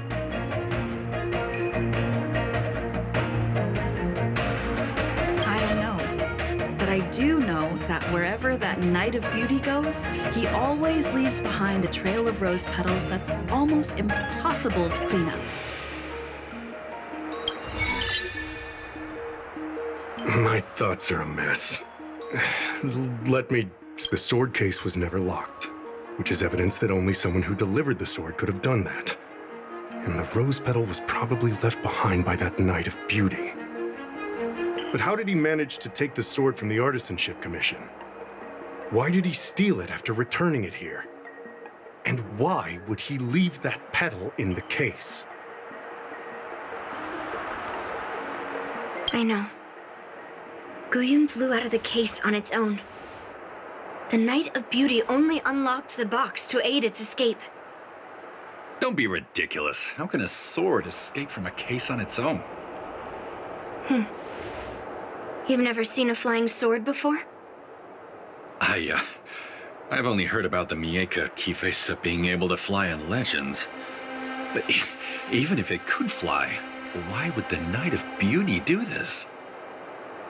Like I said, the sword contains a heliobus. Argenti must have been under the control of the sword. Maybe he was under its control even before you arrived on the Luofu. Official Dahao, where can we find that knight? Let me see. The docking location of Argenti's ship, the one and only. Let's go. We've got to find Argenti before that sword completely takes over his mind.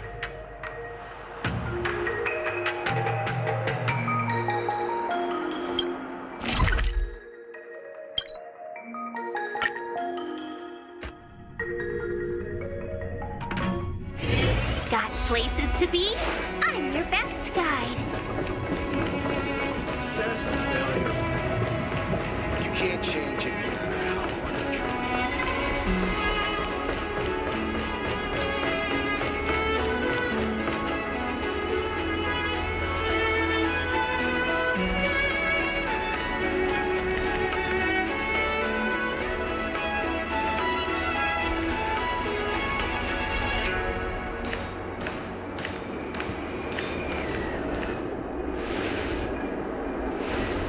I've been waiting for you here for quite a while.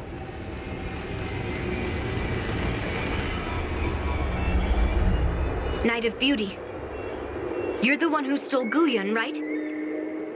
Hand it over. You have no idea how dangerous that cursed sword is. Dangerous? In my humble opinion, the real danger is always the hand wielding the weapon. Please allow me to correct your statement. I never attempted to steal this weapon. As a driller's knight, I've sworn to live in poverty and possess only what is necessary. What?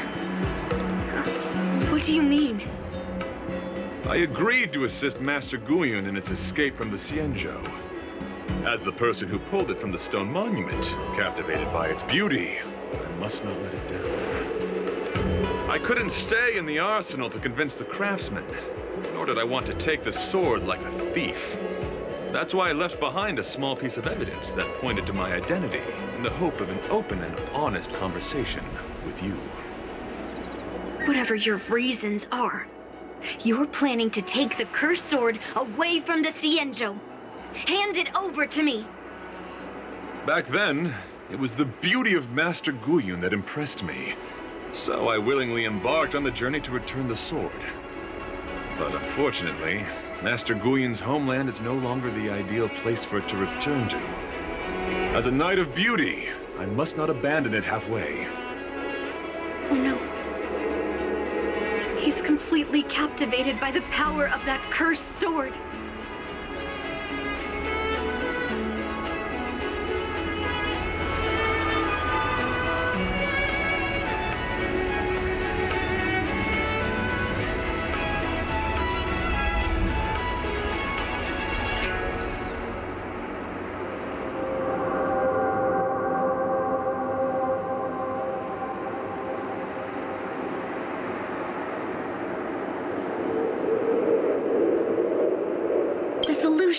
Is right in your hand. Captivated? No! I am touched by Master Guyun's flawless beauty. To be honest, I'm confused why none of you can understand this sword. This is quite heartrending. I've already made up my mind to take Master Guyun away from the Xianzhou. That cursed sword has messed with your ability to think. But I'll break you free from its grip. I'll shatter its illusion. And the sword itself. Fair lady, if you're intent on taking away this person, this sword that is under my protection, please engage me with a fair duel according to knightly etiquette. As a representative of this duel, I, Argenti, challenge you.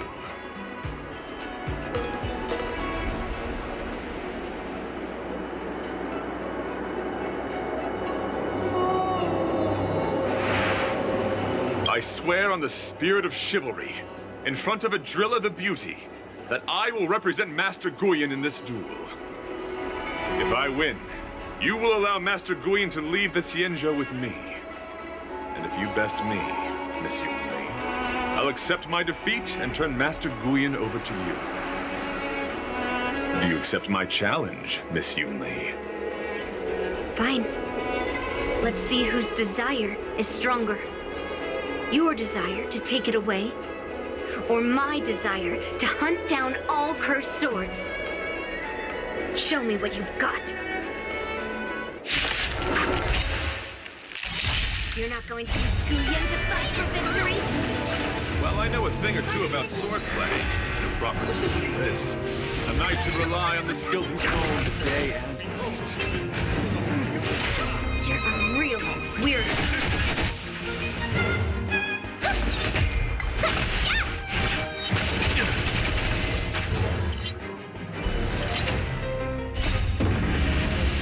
Show no mercy. The flesh rends on you. Fight its blood! Put forth all of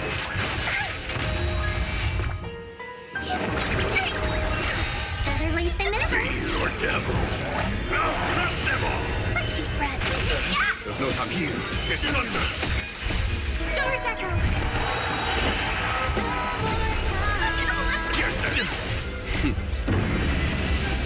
Show no mercy. Conflict is pitiless. 1,000 wonders to fight as one!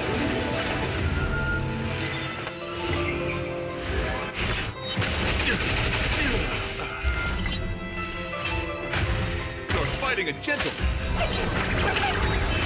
Here is thunder.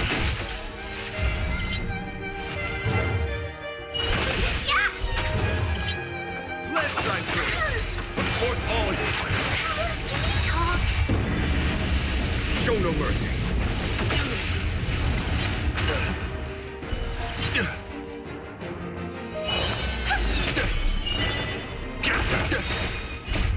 Fiend or devil.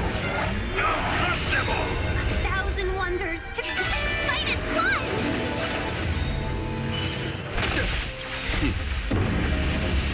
Show no mercy. Doors echo! Stay put. Better late than never. Here is thunder. Support all your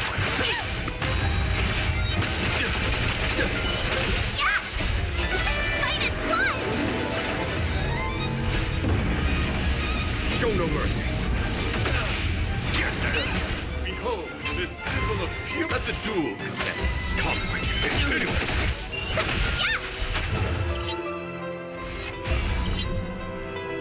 Meet all together. Support all your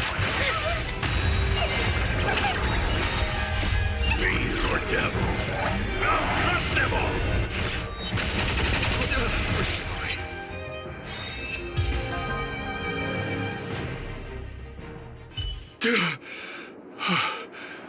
I've lost. According to the rules of a knight's duel, I should keep my promise and hand over the sword to you. But before I do that, I hope that you, as the winner, might have the mercy and listen to Master Guyon's past experiences. This sword has been cursed since the day it was forged. Place it in front of me, and let me destroy it. Do what she says, knight. But you've done so much for me already. It's time for me to face her alone.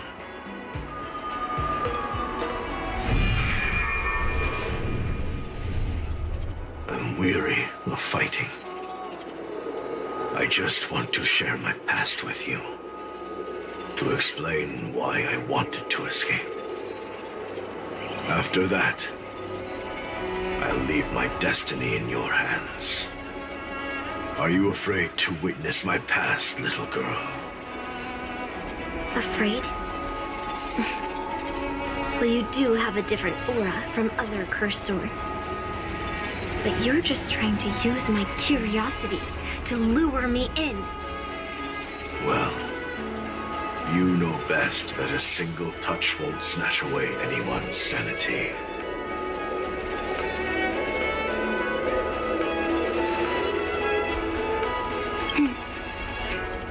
Fine. Show me your past.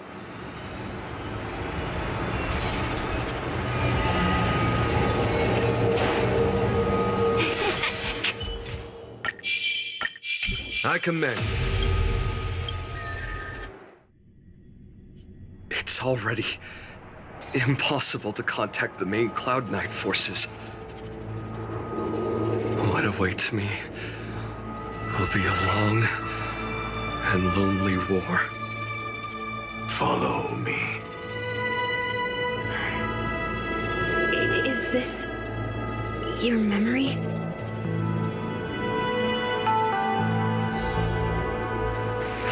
Intercepting sword technique.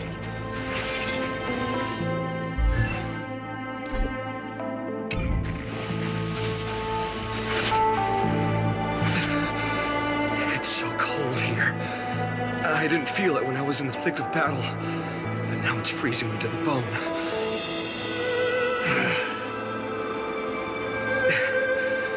You're indeed a masterpiece from the Xianzhou Juming. If you hadn't taken control of my body, I probably would have been decapitated in that fight. Quiet, and stay alert. Boris and wolf troopers never give up the hunt. Hey, just relax a bit. It's been over 300 days since we were both stranded on this planet. The transmitter never rings, so I guess we can't count on that anymore. The people on this planet still use beasts to pull their carts. Obviously, there's no way they can help us fix the star skiff. Looks like we're stranded on this forsaken planet for the rest of our lives. The rest of a Xianzhou native's life could be terribly long. Are you feeling any desperation? All by yourself in this hostile world? Yeah, a bit. Perhaps. When things get too rough for you to handle, just leave everything to me. No need to carry the weight of the world on your shoulders. Yeah, sure. If I really can't handle things anymore, I'll leave my body to you. But now is not that time. Do you really think you can oppose an entire Borisan army with your limited skills? What are you holding out for? It's true that I'm stranded here, but it seems like that Borisan pack is in the same boat. By the way, Guyan, do you know what a seed is? A seed may seem insignificant, but with careful cultivation and time, it can grow into a huge, unwavering tree. You said that the rest of a Xianzhou native's life could be terribly long. You're right. That's why I intend to plant a seed named Resistance here, and nurture it for the rest of my life. I want to show the people of this land how to defend themselves against those monsters. I can already see the seed in the eyes of those people. You really think you can do it?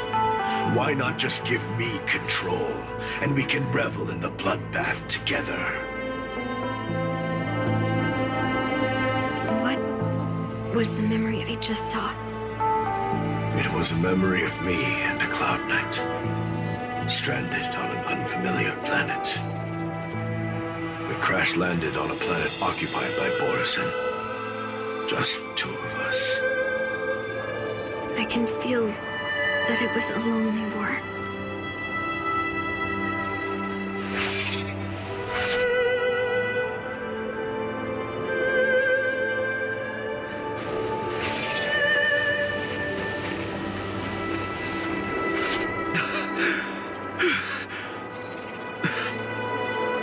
I'm alive.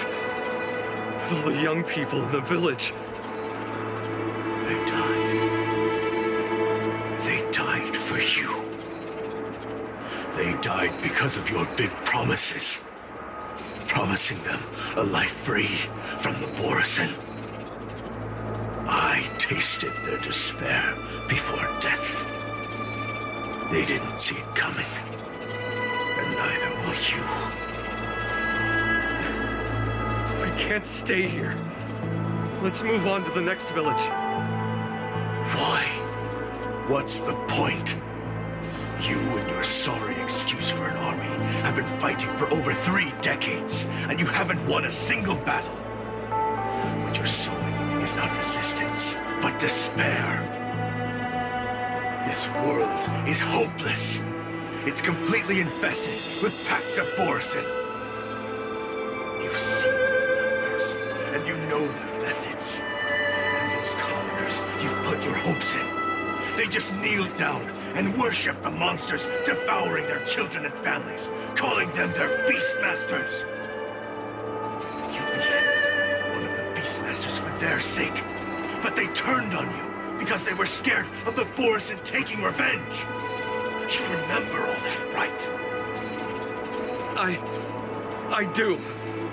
I remember my first death. The Borisan cut off my head. But I also remember that if it weren't for a brave youngster who risked his neck to reattach my head and give me a proper burial, I would have disappeared completely. I remember everything the people did for me. They left food at the entrance of my cave, fixed my fur coat, and some even joined my resistance. The rest of the Xianzhou native's life is still terribly long. And there will be new youngsters who will stand beside me in battle. Time is on our side.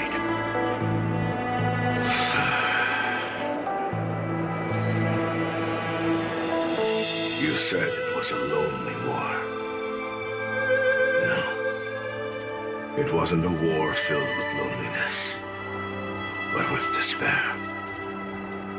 So much despair that I don't want to ever taste it again.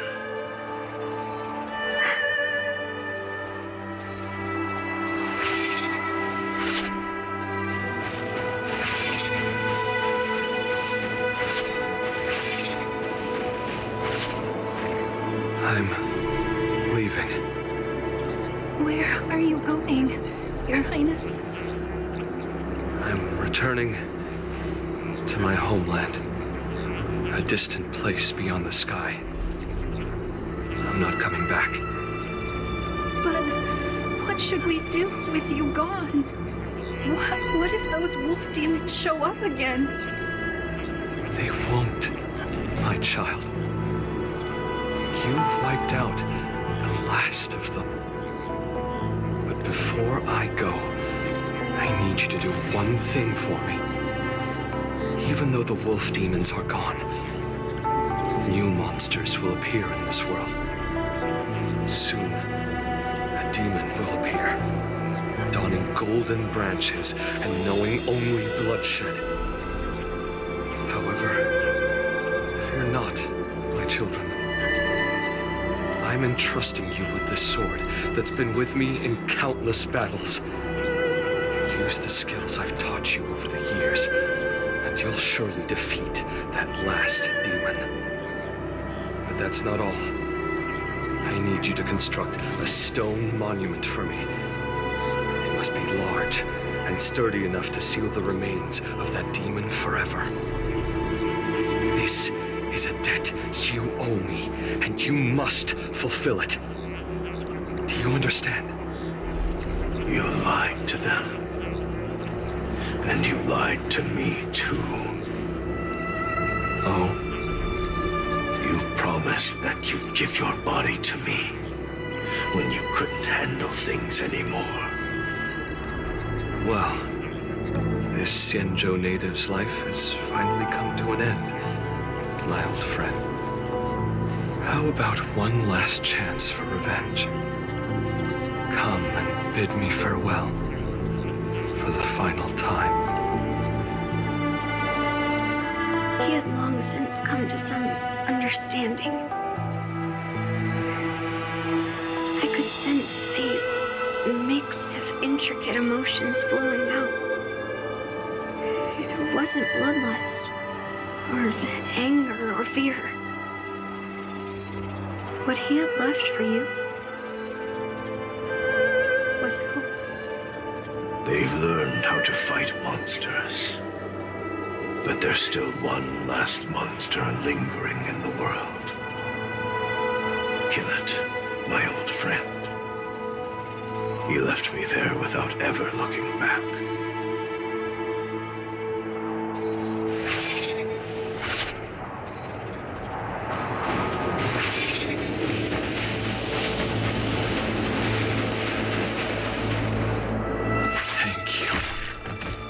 My old friend. Heliobi can taste human emotions. How do my emotions taste? My old friend.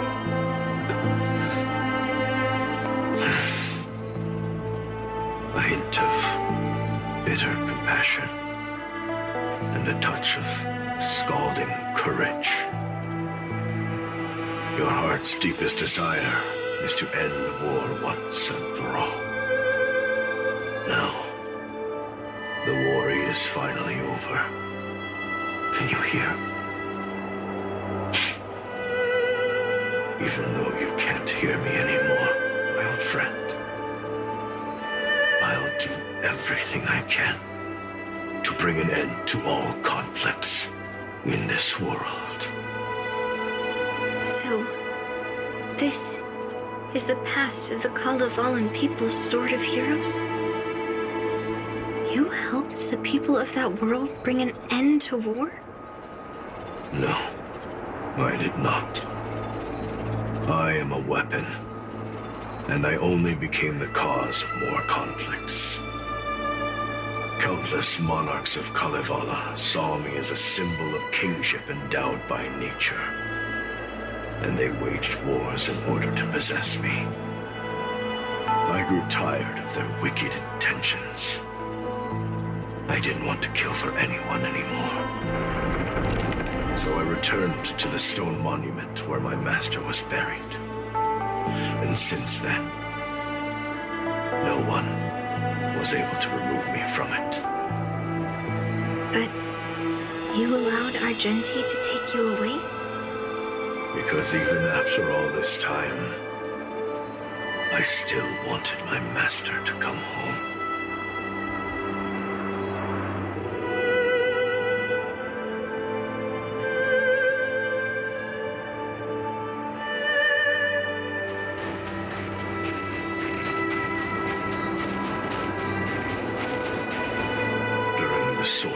Ceremony.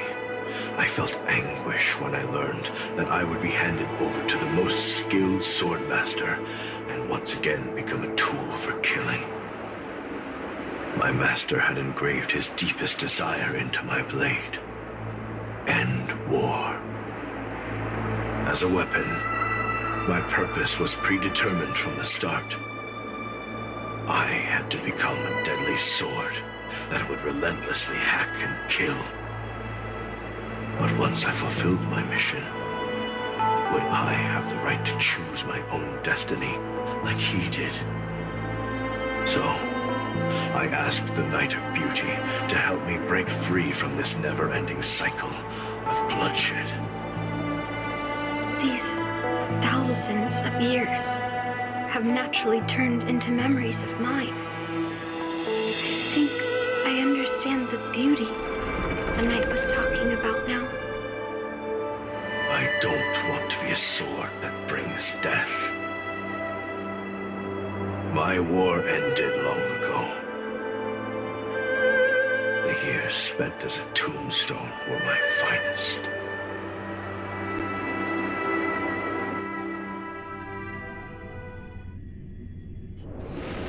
I've told you everything about my experience with Master Guyan on Kalevala. And now, I'm sure that Miss Yunli is as moved by the sword's flawless beauty as I was back then. Even though I had heard the legends of this sword from the delegation, delving into its memories was still fascinating. Yunli, I trust Guyan's experiences have changed your mind.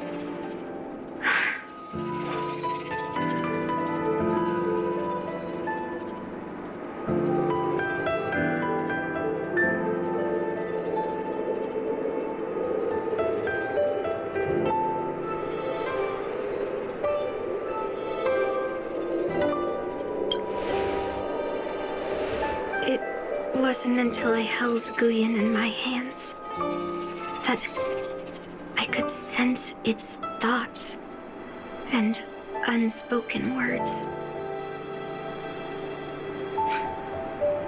I always thought a cursed sword infused with a heliobus would only bring rage and slaughter. I never thought someone could leave behind the desire to end war and even change the nature of the cursed sword. My position was too extreme. Guyan is truly a sword of heroes. I apologize to all of you for my behavior. I'm sorry.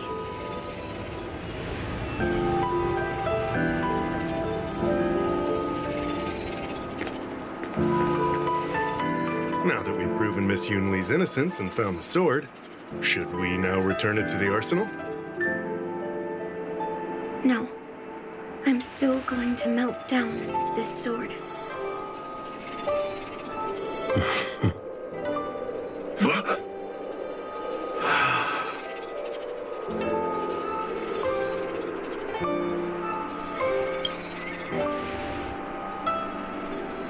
I've heard your true desires, Guyan.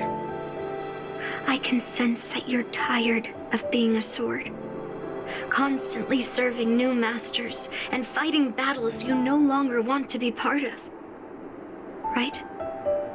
But being a sword is my destiny. I'm doomed to serve some master and fight battles endlessly. Can the wind choose to stop blowing? Can a cloud choose to stop drifting? No. It's the same for me. A creation with a predetermined destiny. That's not true, Guyan. That nameless swordmaster shaped his own destiny. So you can too. I just can't picture my destiny being anything other than that of a sword. Do you remember when you stood alone in front of the swordmaster's stone monument? People admired you because you carried the memories of the hero. You are no longer a sword. You were a memorial. Later, as I became worn and weathered, the gentle wind would pass through the hollows of my body, creating melodic tones that echoed in the distant mountains. I became a musical instrument then. I miss those times. Can a creation become what it wants to be? The answer is yes. I'll grant your wish, Guyan, and transform you into something different. Something different? But this is the price for the war dance. If the Kalevalan delegation finds out... Please, say something, General Huayan. Well, my granddaughter has always been stubborn. Are you really sure about this, Yunli? What do you all think?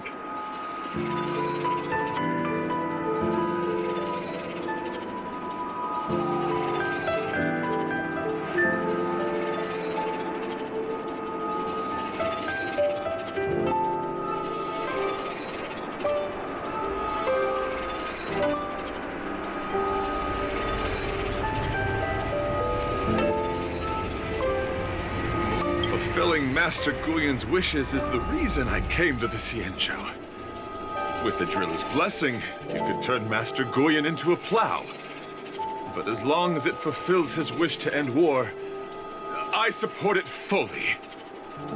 Then, I'll leave it to you, Yunli.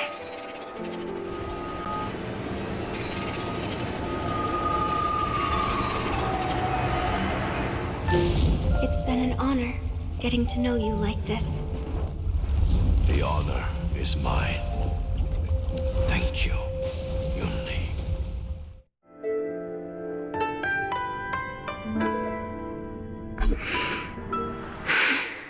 Why the long face, my child?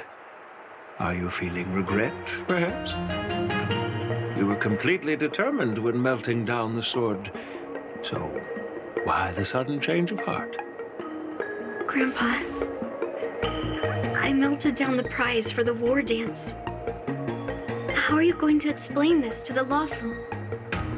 Oh, am I hearing right? This little girl is worried about her grandpa. Didn't see that coming. If only I'd talked to you from the beginning, Grandpa. Maybe things wouldn't have escalated like this. But at least Guyan got what it wanted. I have no regrets there. When it comes to swords, you and your father are cut from the same cloth. So, are you planning to continue melting down the rest of Hongguang's swords? Yeah. Guyan is unique. But the other cursed swords are still too dangerous for anyone to handle. But maybe I'll try to be more patient next time. Be more patient. Well said. Remember what you learned today, because there will be many more situations in the future that will require you to be more patient. Understood. But what about the prize? Well, ever since you showed up at the ceremony, I had a hunch. So I prepared another sword as a backup plan. And don't worry, this one has nothing to do with Heliobi. That's perfect. By the way, the ambassador from Kalevala and that knight went to Arum Alley. They're looking for a spot to honor the hero. Why don't we go take a look together?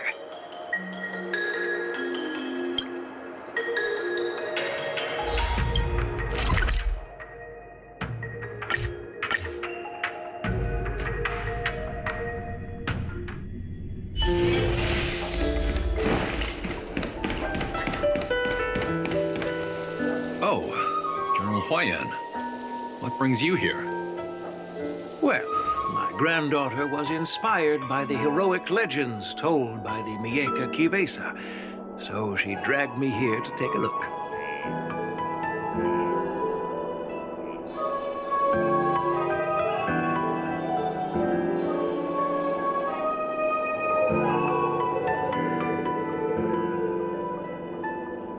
I come from a long line of Kalevalan monument keepers. For generations, my family has guarded the stone monument left behind by the nameless hero.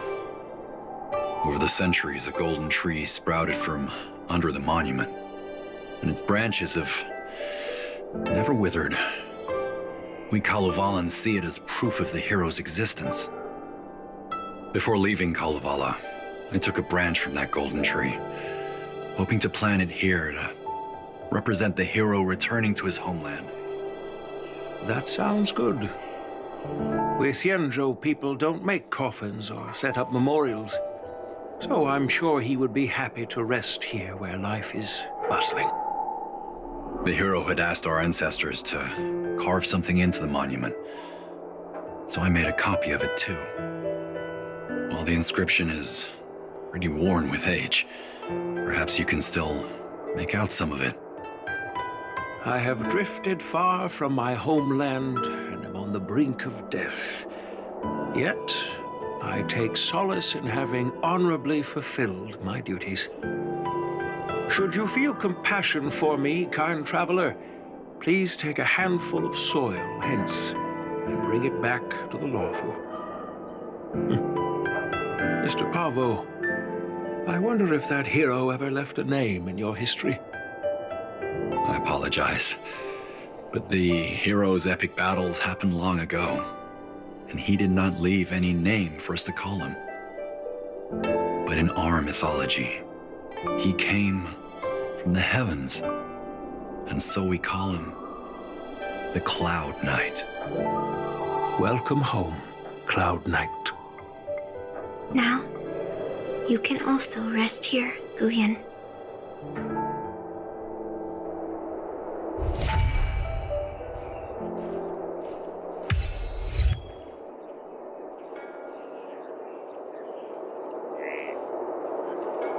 Life is as ephemeral as dew on a leaf, and full of worldly strife.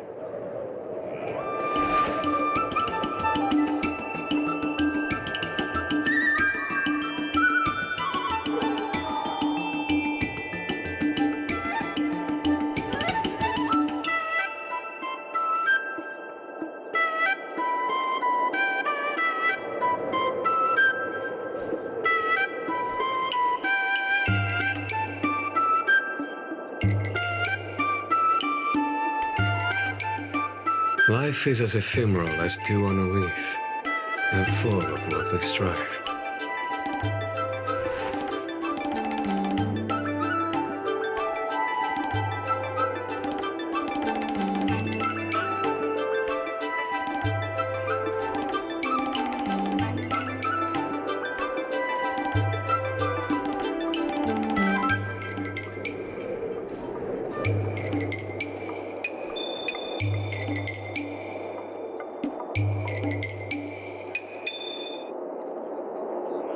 Life is as ephemeral as dew on a leaf, and full of worldly strife.